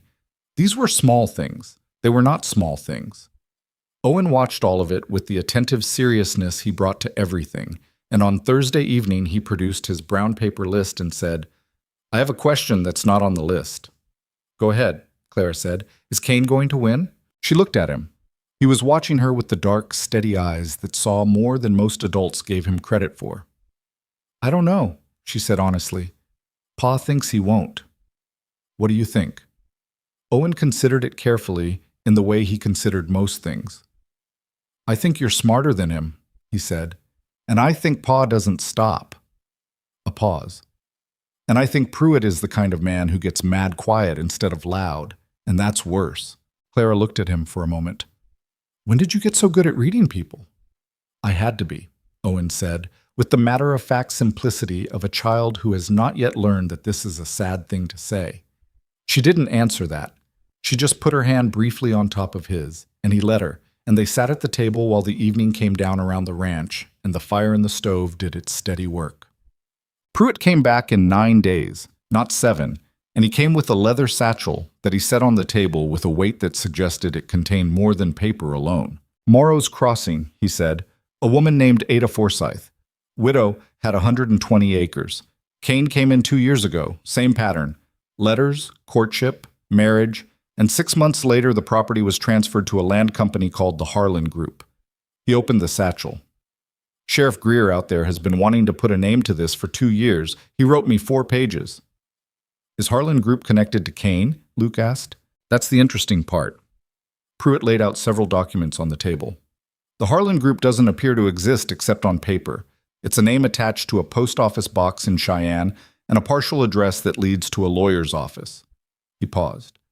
The same lawyer who notarized your so-called contract. Clara looked at the documents. The shape of it was becoming clearer. Not just a man who deceived women for personal gain, but something more structured, more deliberate. A system. You didn't build a system like that for one transaction. How many? She asked. Pruitt's expression told her before he spoke. Greer knows of 3 for certain. He suspects 5. There may be more in other counties, other territories. We're still writing letters. The number sat in the room. He's been doing this for years, Luke said. At least 3 that we can document. Pruitt gathered the papers. Here's where we are. The civil claim is scheduled for a hearing in 6 weeks at the district court in Casper. I want to bring Ada Forsyth's testimony, Greer's correspondence, and evidence of the Harlan Group's structure. He looked at Clara. And I want you to testify. She had known this was coming. She had known it since the night she'd stood on the porch with the shotgun, maybe before that. About what specifically, she said. The letters. The arrangement as you understood it. What he said to you and what he didn't say. The gap between what was promised and what actually existed. Pruitt met her eyes directly. His lawyer will go at you. I want you to understand that. He'll try to make it about your character, your choices, why a woman of 31 would answer a mail advertisement. All of it will be on the table. I know, Clara said. It won't be pleasant. I'm aware. Pruitt looked at her for a moment with the measuring expression she'd gotten to know, the one that was not judgment, but a kind of assessment, a taking of stock. All right, he said, then we have 6 weeks to build this as tight as we can. After he left, Luke sat at the table without moving for a while. Clara washed the supper dishes and let him sit because sometimes that was the thing. You don't have to do it, he said. I know that. There'll be people in that courtroom who'll think whatever they want regardless of what you say. I know that too. She dried a plate and set it on the shelf. Luke, if I don't testify and he wins the civil claim, he gets a portion of your land through a forged document, and then he does it again somewhere else, to someone else who doesn't have anywhere to go. She turned and looked at him. I had somewhere to go because of an accident. Most of the women he does this to don't. Luke looked at his hands on the table. That's a heavy reason. It's the true reason, she said. The other reason is that I'm angry, and I've been angry for 6 weeks, and I would like to say my piece in a room where it counts. He looked up at her then, and something in his face was open in a way it rarely was. Not unguarded exactly, but deliberately not guarded. A choice, rather than a slip. You're the most determined person I've ever met, he said, and I grew up around cattle ranchers. She almost laughed. She didn't quite, but she was close. Is that a compliment? Intended as one. She turned back to the dishes.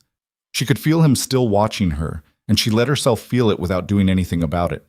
The way you let yourself feel warmth from a fire you're standing near. The letter from Mrs. Hart in Philadelphia arrived 3 days before the hearing.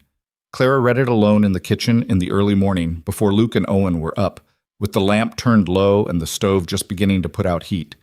Mrs. Hart wrote in the small, precise hand of a woman who chose words carefully because she'd learned that careless words cause trouble. She had known Clara Whitmore for 6 years, the letter said. She was a woman of honest character, reliable habit, and independent means, by which Mrs. Hart meant the kind of independent that comes from hard work rather than inheritance. She had never been married. She had no history of deception or dishonesty that Mrs. Hart was aware of, and she was aware of most things in a rooming house. She had come west because she wanted a different life than the one available to her in Philadelphia, which was, Mrs. Hart wrote, a perfectly understandable ambition, and any suggestion to the contrary said more about the person making the suggestion than it did about Clara. This last sentence Clara read twice. She thought that Mrs. Hart would probably have liked Wyoming if she'd ever had occasion to visit. She folded the letter carefully and added it to the satchel Pruitt had given her for documents. Casper was 2 days' travel from Harrow Creek, which meant they left on a Monday and the hearing was Wednesday morning. Luke arranged for Wakefield to keep an eye on the property. Owen was left with Mrs. Aldridge, who received him without comment and had, Clara noticed, already moved a small bookshelf to the room where he'd be staying. She didn't know when Mrs. Aldridge had communicated with Owen about books, but it had apparently happened. Owen held on to Clara longer than usual when she said goodbye, and then stepped back and composed himself with the deliberate effort of a child trying not to let anyone see how much he didn't want her to go. I'll be back Friday, she said. I know. He lifted his chin slightly. I'm not worried. Good, she said. Neither am I. They looked at each other, both of them knowing the other was lying by about 30%, and that was fine. The ride to Casper was not comfortable. 2 days in a wagon over Wyoming roads in early spring meant cold mornings and rutted tracks, and a wheel that Luke had to attend to twice because it had developed a wobble he didn't fully trust. They didn't talk a great deal on the road, but it was not an uncomfortable silence. It was the silence of two people who have run out of the need to fill every space. On the second evening, camped beside a creek with a fire going and supper done, Luke said, "What's the worst part of it?" "Testifying." Clara thought about it. "Being disbelieved," she said. "Not the cross-examination. I can handle someone arguing with me, but being disbelieved in a room full of people, where what they think is going to determine what happens, that's the part." "You were believed on the porch," he said, "with the shotgun. That was different. That was immediate and physical, and people understand immediate and physical." She looked at the fire. "A courtroom is slower. There's more time to talk yourself out of believing something." Luke was quiet for a moment. "I'll be there," he said. "I know. I mean, I'll be there where you can see me, if that helps." She looked at him across the fire. The light was doing the thing fire does at night, making everything softer and more visible at the same time. "It helps," she said. The district courthouse in Casper was a building of serious sandstone that meant to look permanent and mostly succeeded. Clara went in on Wednesday morning with Pruitt on one side and Luke on the other and the leather satchel in her hands, and she sat in the front row of the gallery and looked at the room and breathed steadily through the thing that wanted to be fear. Kane was already there. He was with his lawyer, a man named Corbin, who was from Cheyenne and wore a suit that cost more than Clara's entire wardrobe and had the easy, authoritative manner of someone accustomed to winning through the sheer weight of appearing correct.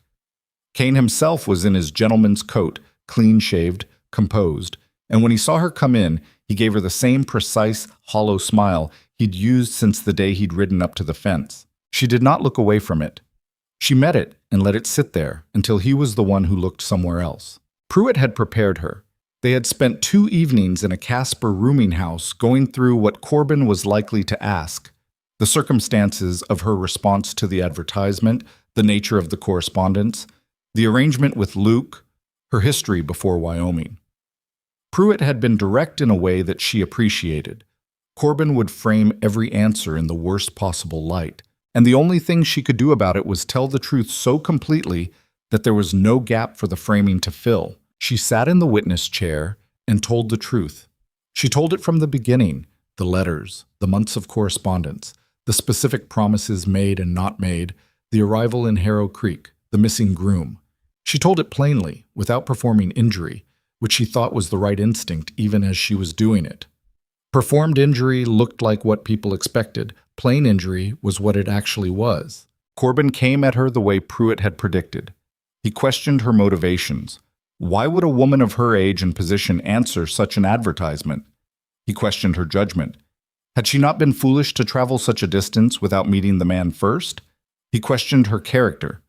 Was it not true that a woman with prospects would not have needed to resort to such arrangements? She answered everything. "I answered the advertisement because I wanted a life that was different from the one I had," she said. "I found the letters convincing because they were designed to be convincing by a man who has apparently made a study of what convinces women in my position. As for my prospects, I was a seamstress in Philadelphia with a decent reputation and enough savings to buy a train ticket. Those were my prospects. I used them." Corbin tried a different direction. "Isn't it true that your current arrangement with the Cross Ranch is financially convenient for you?" "I work for my accommodation," Clara said. "But you have no formal contract." "Mr. Kane's contract was formal," she said. "It was also forged." A sound in the gallery. The judge looked up briefly, then back. Corbin changed directions again, the way a man does when he's lost ground and doesn't want to acknowledge it. He questioned the nature of her relationship with Luke Cross. He implied, with the careful indirection of a trained legal mind, that a woman living on a man's property was compromised in her testimony by the nature of that living arrangement. "Are you suggesting I would lie to protect Luke Cross?" she asked.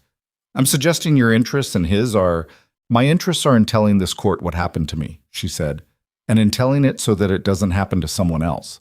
I don't have a financial stake in this land. I have no formal claim on the Cross property.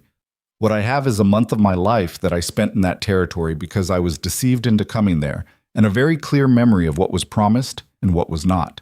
She looked at Kane while she said it. He was watching her with an expression that was finally, after all these weeks, something she could read clearly. Not the hollow pleasantness, not the calculation, just the flat look of a man watching something he expected to control moving out of his reach. Pruitt brought Ada Forsyth's testimony, a deposition taken in Morrow's Crossing and witnessed by Sheriff Greer, read aloud by Pruitt in the measured tone of someone who knows the words are enough without performance. Ada Forsyth had been a widow of 43 with 120 acres and a cattle operation she'd built herself after her husband's death. Victor Kane had written to her for 4 months. He had been charming, specific, and persuasive. He had promised partnership and stability and a legitimate marriage. He had delivered a signed document she hadn't understood and a land transfer she hadn't consented to and a departure that came 3 months after the wedding when the legal machinery had finished its work. The gallery was very quiet while Pruitt read it. He brought the documents on the Harlan Group, the paper company, the Cheyenne lawyer, the connecting thread between Kane's operations across multiple counties. He brought Greer's correspondence detailing 2 other women with similar stories in other territories. He brought Mrs. Hart's letter, which the judge read himself and then set down carefully. Corbin objected to most of it. The judge sustained some objections and overruled others with the measured impartiality of someone doing the work, regardless of how he felt about it. At the lunch recess, Luke found her in the corridor outside. "You did well," he said. "I told the truth," she said. "That's the most I can do." "It's enough." "We don't know that yet." He looked at her. "No," he said. "We don't." He didn't try to make it more comfortable than it was, which was the thing about him that she had come to rely on more than she'd expected. The afternoon session was Kane himself. He took the witness chair with the ease of a man who had sat in one before and knew how to use it. He was smooth and credible and gave Corbin everything he needed. The letters had been written in good faith. The contract had been signed before witnesses. His journey to Wyoming had been delayed by circumstances beyond his control. His visit to the Cross Ranch had been a genuine attempt at reconciliation. The men he'd brought had been for his own protection, given the hostile reception he'd received. He was convincing. That was the hardest part to sit through. Watching him be convincing, watching the judge's face for signs of what was landing, knowing that this was what he did, that he had done it enough times to be expert at it. Pruitt's cross-examination was patient and careful and took 40 minutes. He established that Kane had no documentation of his alleged delay, no receipts, no correspondence, no witness who could place him anywhere specific during the weeks he claimed to have been unavoidably delayed. He established that the notary on the Cheyenne document had, when contacted by telegram, confirmed only that he had witnessed signatures on a document but could not confirm the identities of the persons who had signed. He established that the Harlan Group had no registered officers, no operating address, no business filings in the territory of Wyoming or the state of Colorado or anywhere Pruitt had been able to look. He established through the calm accumulation of specific questions that there was a pattern. "Mr. Kane," Pruitt said, "how many women have you corresponded with through the mail in the past 5 years with the expressed intention of marriage?" Corbin objected. The judge looked at the question for a moment. "I'll allow it," the judge said. Kane looked at Pruitt. Something moved behind his eyes. The calculation, visible for once, working through options. "Several," Kane said. "Can you be more specific?" "I don't keep records of personal correspondence." "Of course not," Pruitt said pleasantly. "How many of those correspondences resulted in what you would describe as a formal arrangement?" "A few." "And how many of those formal arrangements resulted in a transfer of land or property to an entity connected to you or to the Harlan Group?" "That's a compound and misleading question," Corbin said. "I can ask it in 2 parts," Pruitt said. The judge nodded. Pruitt asked it in 2 parts. Kane answered both with the careful vagueness of a man who has been in this position before, not lying outright, which is provable, but constructing an answer so narrow it technically contained no demonstrable falsehood while saying nothing at all. Pruitt let the answers sit in the room for a moment. Then he set down his papers. "No further questions," he said. The judge did not rule that day. He recessed until Friday morning, which meant another 2 nights in Casper, which neither Clara nor Luke had fully planned for financially. They managed it. The rooming house was cheap and they ate simply. But it was a reminder that the whole enterprise had been running on a combination of determination and not enough margin. Thursday evening, Clara sat in the small parlor of the rooming house and wrote a letter to Owen. She told him about the courthouse and the sandstone and the way the judge had the particular expression of a man who was taking everything seriously without letting on which way he was taking it. She told him that Pruitt had been very good, and that the testimony of Ada Forsyth, whom she'd never met, had sat in that courtroom like something solid. She told him she missed the speckled hen's erratic egg schedule, which she had not expected to miss but apparently did. She didn't tell him she was scared of Friday, but she thought he probably knew. Luke knocked on the door of the parlor and came in with 2 cups of coffee. The rooming house kept a pot going in the evenings, and sat down across from her. "Can't sleep?" he said. "I was writing to Owen. He'll like that." He settled into the chair with the ease of a man who has spent enough time in uncomfortable places that he's made his peace with them. He doesn't know how to wait. He pretends he does, but he doesn't. He'll be fine with Mrs. Aldridge. She's moved books into his room. He noticed, did he? He notices everything. She set the letter aside. He told me you don't stop. When I asked him whether Kane would win. Luke looked at his coffee cup. Is that what he said? He said I was smarter than Kane, that you don't stop, and that Pruitt gets angry quietly, which is worse. She paused. He's right about all 3. Luke was quiet for a moment. He's a good kid, he said. It came out with the particular weight of someone stating something that contains much more than the words. He's extraordinary, Clara said simply. Luke looked up at her.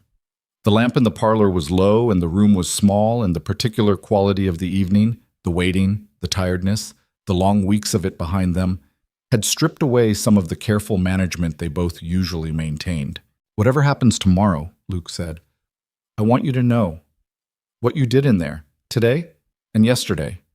The way you sat in that chair and said what happened to you without, He stopped. Started again. Most people can't do that. Say true things in front of strangers when the stranger with the nice suit is trying to make them feel like the truth is somehow the problem. I was angry, Clara said. Anger helps. It wasn't just anger. He met her eyes. You knew exactly who you were in that room. That's not a common thing. She held his gaze. The thing that had been building for weeks, that she had been managing and putting aside and finding sensible reasons not to look at directly, was very close to the surface now. She was aware of it the way you're aware of the edge of something in the dark. Luke, she said carefully. I know, he said. Not tonight. No, she agreed. Not tonight. But the knowing was there between them, acknowledged now in the way it hadn't quite been before, and that was different from what had been there before. And they both knew it. They drank their coffee. The clock in the parlor moved through 10 o'clock, then 11.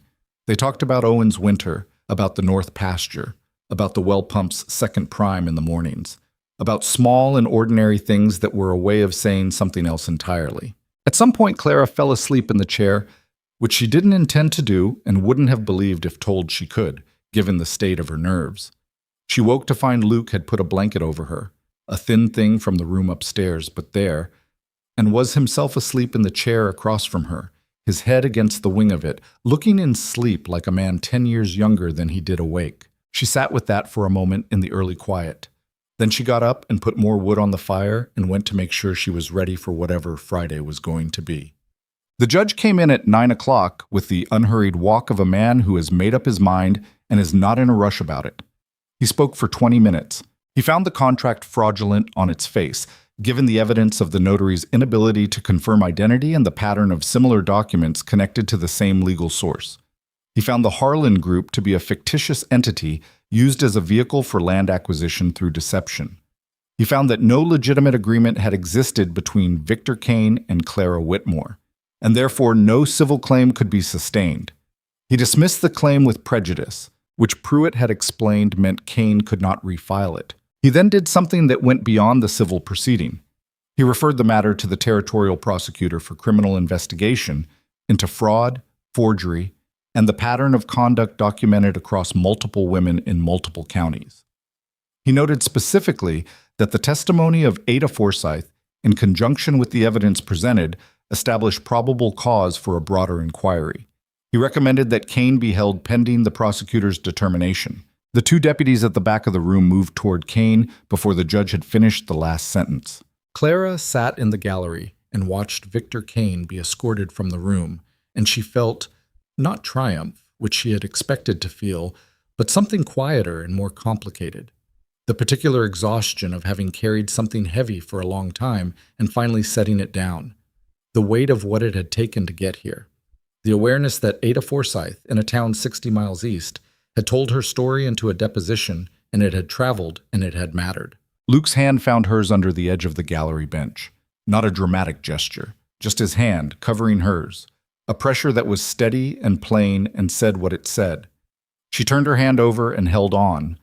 Pruitt came to find them in the corridor afterward, and he was not a man who showed much, but there was something in the set of his face that was as close to satisfied as she'd seen from him. "The prosecutor will want statements from both of you," he said. "I can arrange for that to happen in Harrow Creek, so you don't have to come back." "How long will it take?" Luke asked. "The criminal case." "Months. These things move slow." Pruitt looked at Clara. "You may be asked to testify again. At a higher level." "I know," she said. "I will." Pruitt nodded. He put his hat on. "Get home to your boy," he said. "He's been waiting." They left Casper on Friday noon, which put them back at the Cross Ranch well after dark on Saturday. They could have stopped overnight, which would have been more sensible.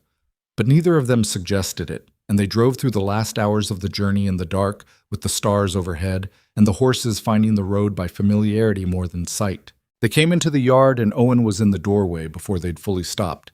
He had clearly been awake, and equally clearly had been told by someone, Mrs. Aldridge, who had apparently driven him home herself and waited, that he was supposed to be in bed. He was not in bed. He came down the porch steps at a pace that was not quite running and stopped in front of Clara, where she'd climbed down from the wagon. "Did you win?" he said. She looked at him in the dark. This 7-year-old boy in his nightshirt, with his hair everywhere and his dark eyes wide open. And she thought about all the things she could say about justice and law and the slow process of things working out. "Yes," she said. "We won." Owen breathed out, a long, shaky breath, the release of something he'd been holding through several days of pretending not to hold it. Then he grabbed her around the middle and held on. "Good," he said, into the fabric of her coat. "I knew you would." She held him back, both arms, completely. Over his head, Luke had come around the wagon and was standing a few feet away, watching the two of them with an expression she could see even in the dark. Not just relief, something past that. Something he had not quite sorted out into words yet. She thought he might not need to. She thought they might be past the point where the words were the main thing. Mrs. Aldridge appeared in the doorway. "I'll make coffee," she said, in the tone of a woman for whom coffee was the appropriate response to every significant human event. "Thank you," Clara said, "for everything."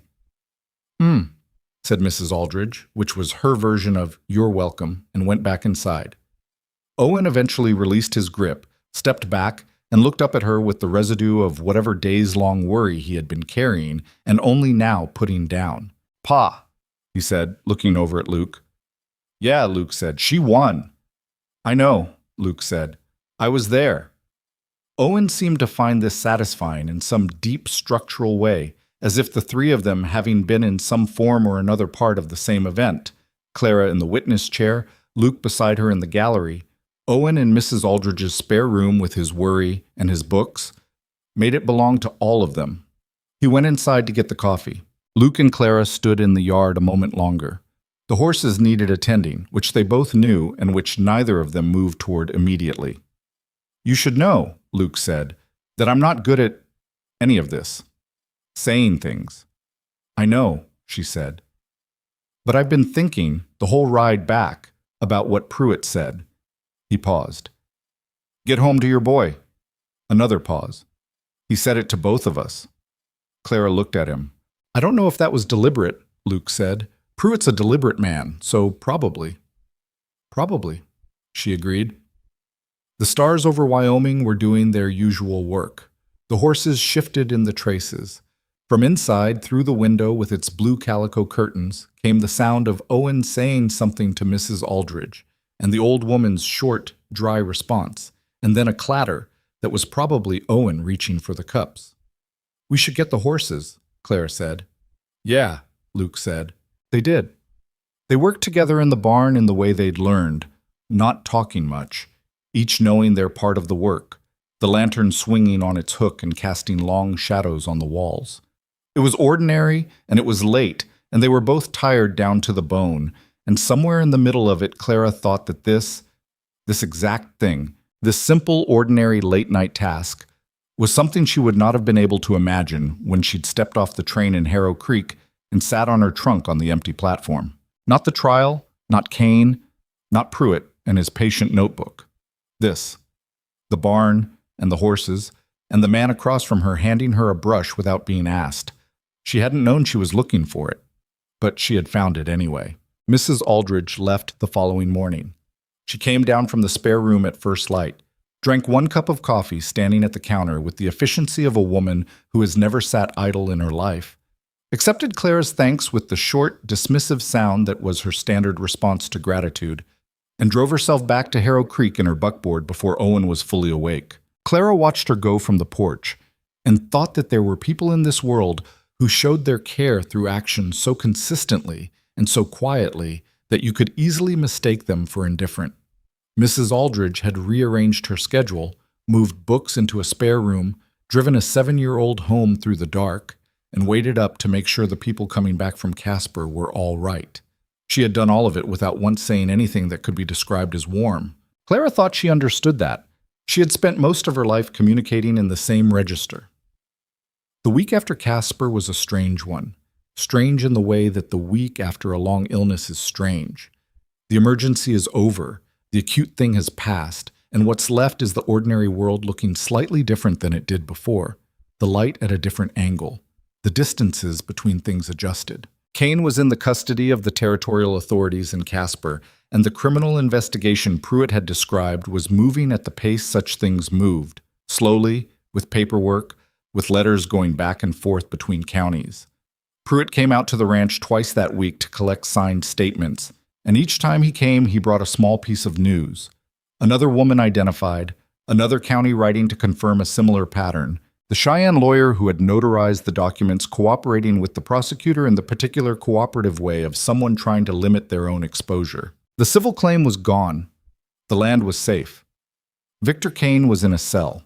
Clara should have felt finished.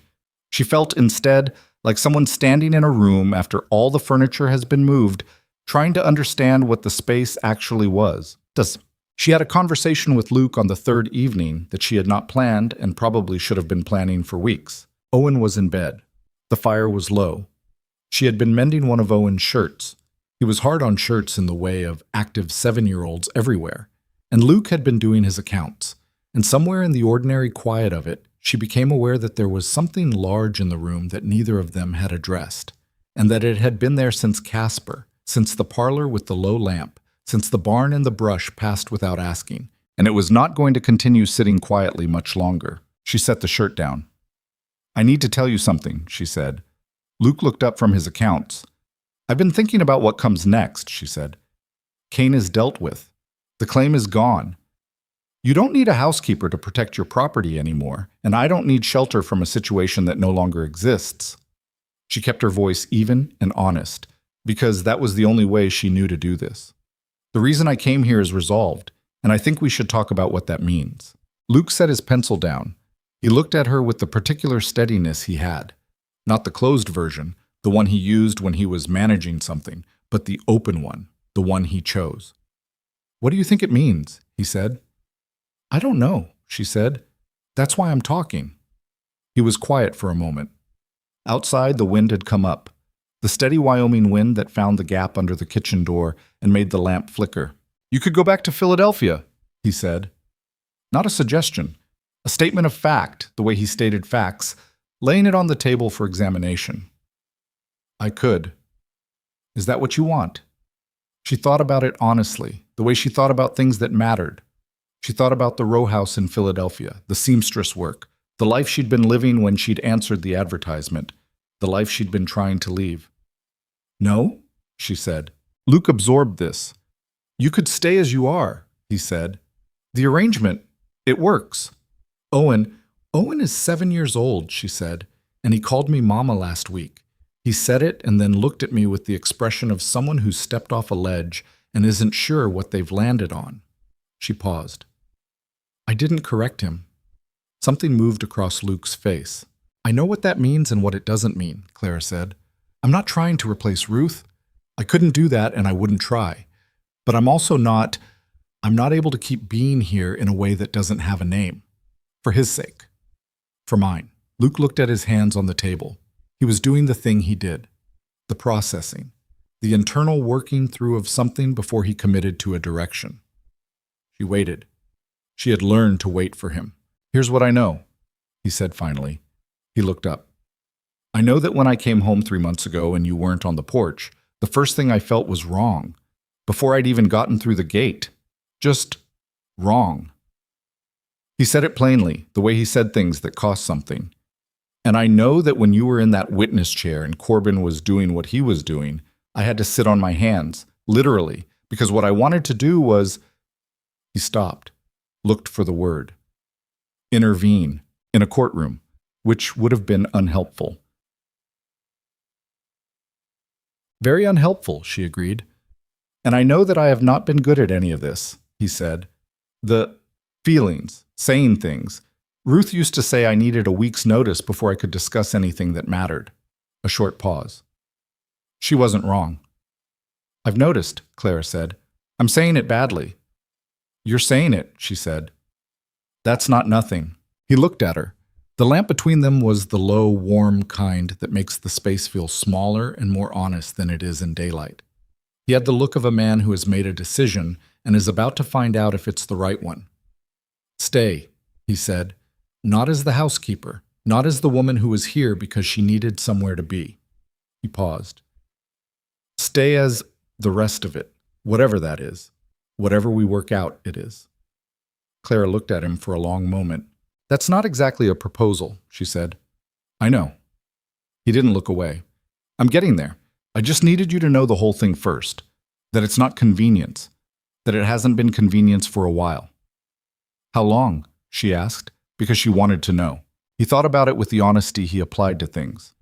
The night Owen was sick, he said. You sat with him all day and made the broth and told him stories, and I came in and you were both at the table and he was asleep against your arm. He paused. That was when I knew it was something I couldn't file under convenience anymore. She held that for a moment. That was months ago. He had been carrying it for months. Luke, she said, Clara, ask me properly. He almost smiled. The shape of it, the place it would be if he let it all the way through. He reached across the table and put his hand over hers, the same way he had in the courthouse gallery, plain and steady. Will you marry me?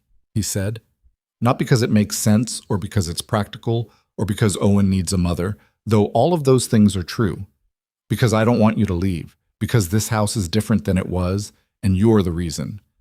Because He stopped. Found it. Because I'd rather figure out how to be better at all of this with you than be competent at it without you. Clara turned her hand over under his. She thought about the train platform and the trunk and the $11 and the cold thing in her chest that had been fear and had become, over these months, something else entirely.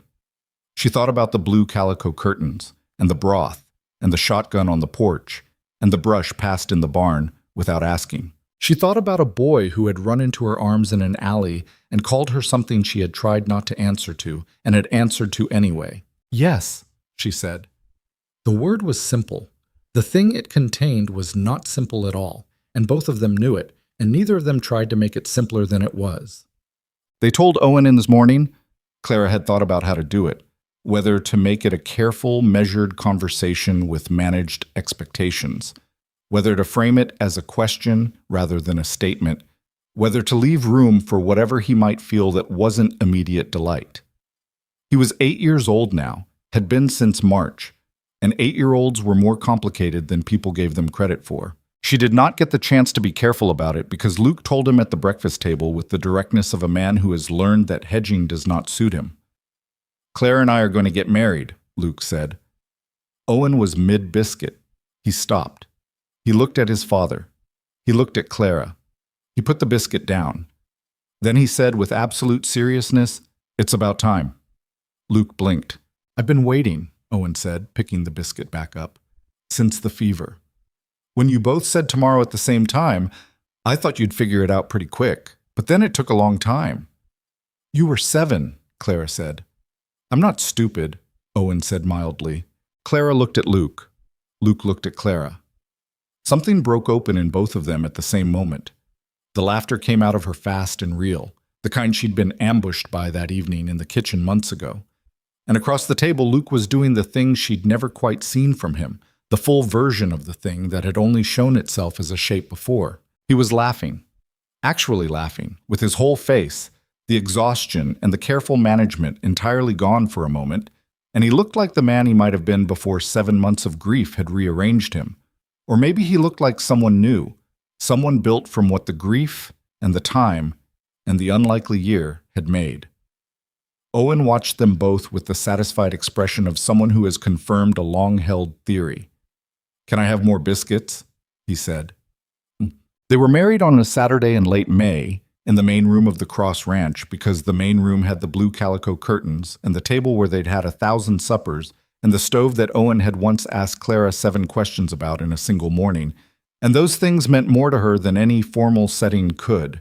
Pruitt came. Mrs. Aldridge came and brought a cake that was objectively better than anything Clara had produced in months of cooking, which she acknowledged directly, and Mrs. Aldridge dismissed with her characteristic sound. Tom Wakefield came with his wife and 2 sons. The Hennessy's came from the store. A few other families from the surrounding ranches, people who had shown up in the yard that night with Luke and had never really been explained to or thanked adequately. It was not a large gathering. It was not a smooth one. The cake was slightly lopsided. Owen knocked over a cup of water trying to reach across the table. And at one point, Luke said the wrong thing in the vows and had to start over and turn to color she had not previously seen on him, which she found entirely endearing. It was real. It was imperfect in all the ways that real things are imperfect, and she would not have traded a single awkward moment of it. Owen stood beside Luke through the whole of it with the solemn pride of someone who understands his role in a ceremony. And when it was done, he looked at Clara and said, very quietly, so only she could hear, "Is it okay now, if I say it?" She knew what he meant. "It's okay," she said. He nodded. Then he went to help himself to cake, because he was 8 years old and there were priorities. What Clara learned in the year that followed was something she had not been able to learn in 31 years of life in Philadelphia. Surrounded by people and still somehow alone in the particular way of a person who has never been fully seen. She had thought, for most of her adult life, that the things she was good at, the practical things, the making do, the keeping things together, were compensations, stand-ins for something she lacked, the softness or the beauty or the particular quality that made a person easy to love rather than merely useful. She had been wrong about that. She understood it now in the way you understand things that can only be understood from inside them. Luke Cross did not love her despite the practical things. He loved her through them, in the same way she'd come to love him through his, through the way he fixed the well pump without being asked, through the careful management of things going wrong, through the hand on the table in the courthouse, and the brush in the barn, and the 10,000 small, unglamorous gestures of a man who shows what he means through what he does rather than what he says. That was not a lesser kind of love. She had spent years believing it was. She had been wrong. Owen, for his part, did not transform overnight into the child he might have been if none of the last year had happened. He was still the boy who had made himself small, who had learned to monitor how much space he took up, who carried his grief about Ruth in a careful internal place that he let people glimpse sometimes but not enter. He still woke some nights and called out for someone who didn't come, and there were mornings when something reminded him of his mother, and his face closed in a way that was private and needed to be private.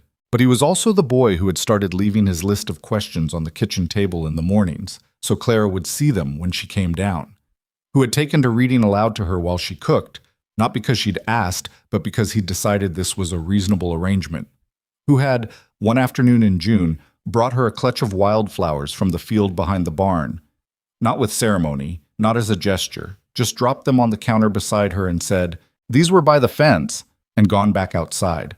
She had put them in a jar and left them on the table for 2 weeks until they were entirely done, and then dried the last of them in a book. She didn't tell him that, but she thought he probably knew. The criminal trial happened in September. Clara testified again, this time in front of a larger court with a prosecuting attorney who had done more preparation than Pruitt had had time for, with witnesses from 3 territories and the Cheyenne lawyer who had finally decided that what he'd been paid for was not worth what it was going to cost him. Ada Forsyth came herself this time. She was a woman of 45 with graying hair and the direct measured quality of someone who has rebuilt something from nothing and has not forgotten what it cost. She and Clara sat together in the gallery before the proceedings began and did not say a great deal, but there was something in the sitting together that was its own kind of speech. "Did you know what you were getting into?" Ada asked at one point. "When you decided to testify." "I knew it would be hard," Clara said. "I didn't know exactly how hard." "Does it matter, knowing exactly?" Clara thought about it. "No," she said. "I don't think it does." Ada looked at the courtroom filling up around them. "There are 2 more women coming from Colorado," she said. "They wrote to Pruitt after the hearing in Casper. He put them in contact with the prosecutor." A pause. "He's been doing this for at least 7 years." 7 years. Clara sat with the weight of it. All the women in all those years, all the train platforms and empty promises and legal machinery turned against people who had simply wanted what they'd been told they were getting. "It's going to stop," Clara said. "Yes," Ada said. "It is." Victor Kane was convicted on 11 counts of fraud, 4 of forgery, and 2 of criminal coercion. The judge sentenced him to 14 years in the Territorial Penitentiary, which was longer than Pruitt had predicted and not as long as Clara thought the sum of it deserved. But the Harlan Group was dissolved, its paper structures exposed, the Cheyenne lawyer disbarred. The women whose land had been taken would face years of civil litigation to get it back, and some of them probably wouldn't, and that was a true and bitter thing that no verdict fixed. But Kane would not do it again. That was real. That was the thing she held on to. She came home to the ranch on a Sunday evening with the trial behind her, and Luke met her at the gate. Not dramatically, he'd simply been watching the road, and took the horse's bridle and looked at her face and said, "Done?" "Done," she said. He nodded. That was enough. The first anniversary of her arrival in Wyoming fell on a Tuesday in October, which she knew because she had been aware of it coming for a week, in the same way you're aware of a weather change before it arrives. She did not make a ceremony of it. It was an ordinary Tuesday.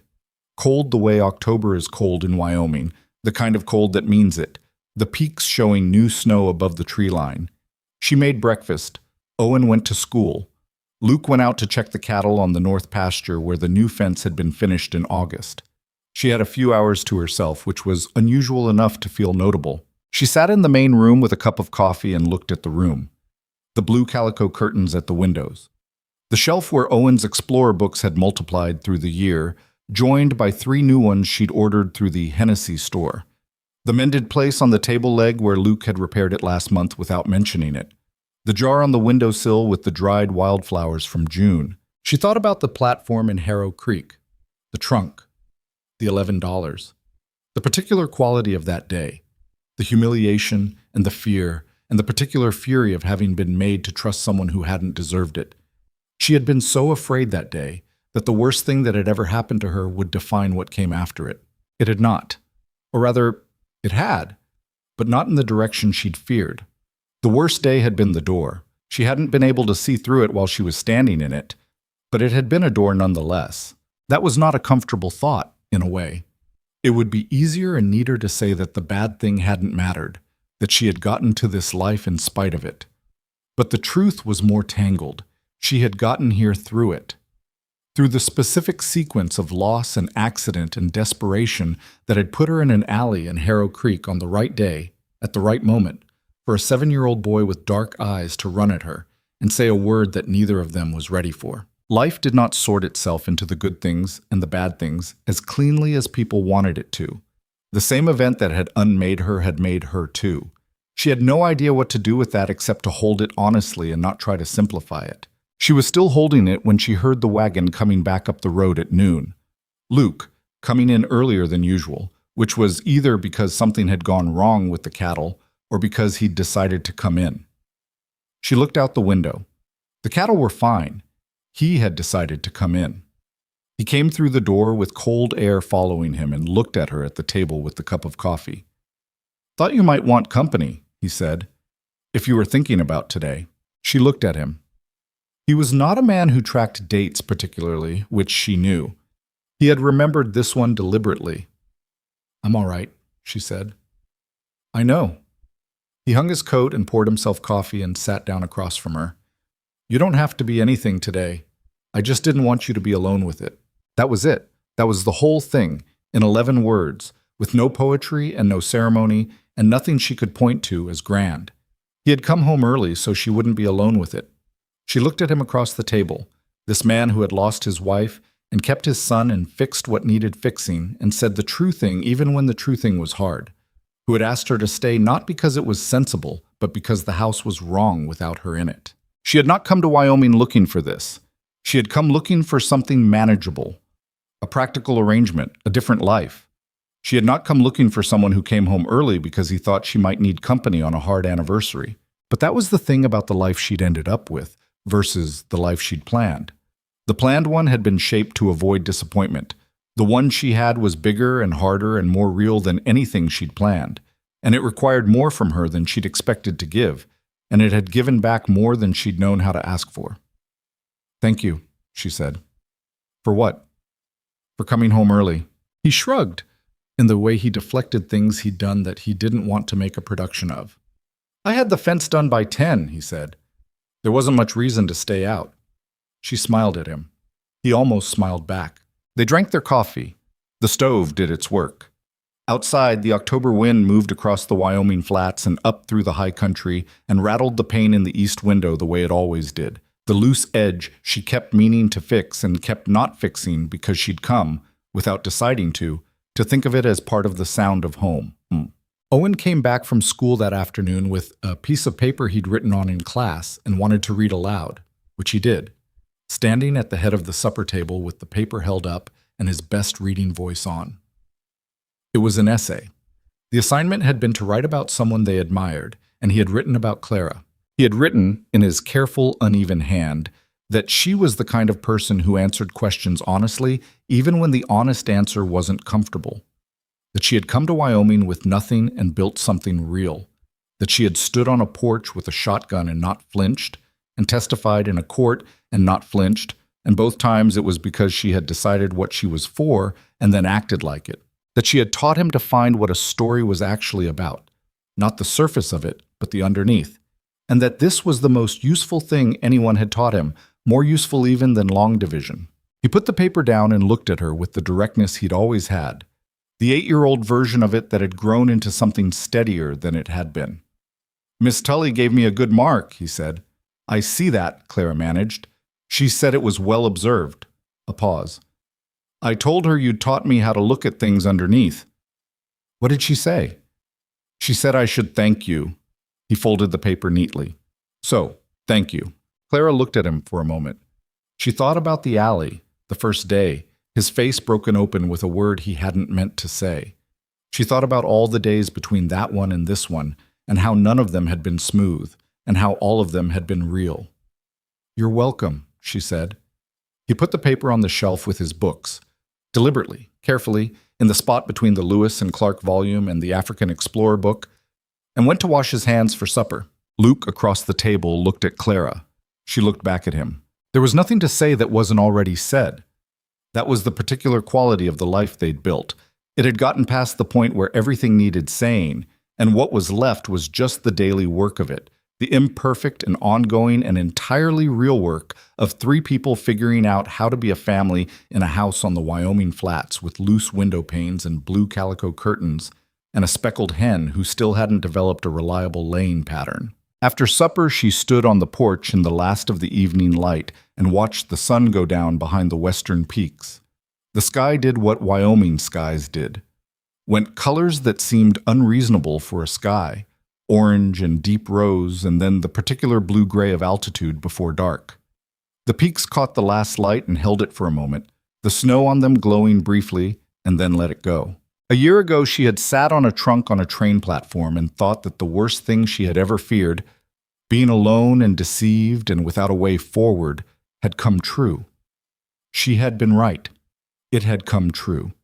And then something else had come true too. That was the thing she couldn't have been told and wouldn't have believed, that the worst day was a door, That on the other side of it was not a better version of what she'd planned, but something else entirely, something she hadn't had the imagination to plan for.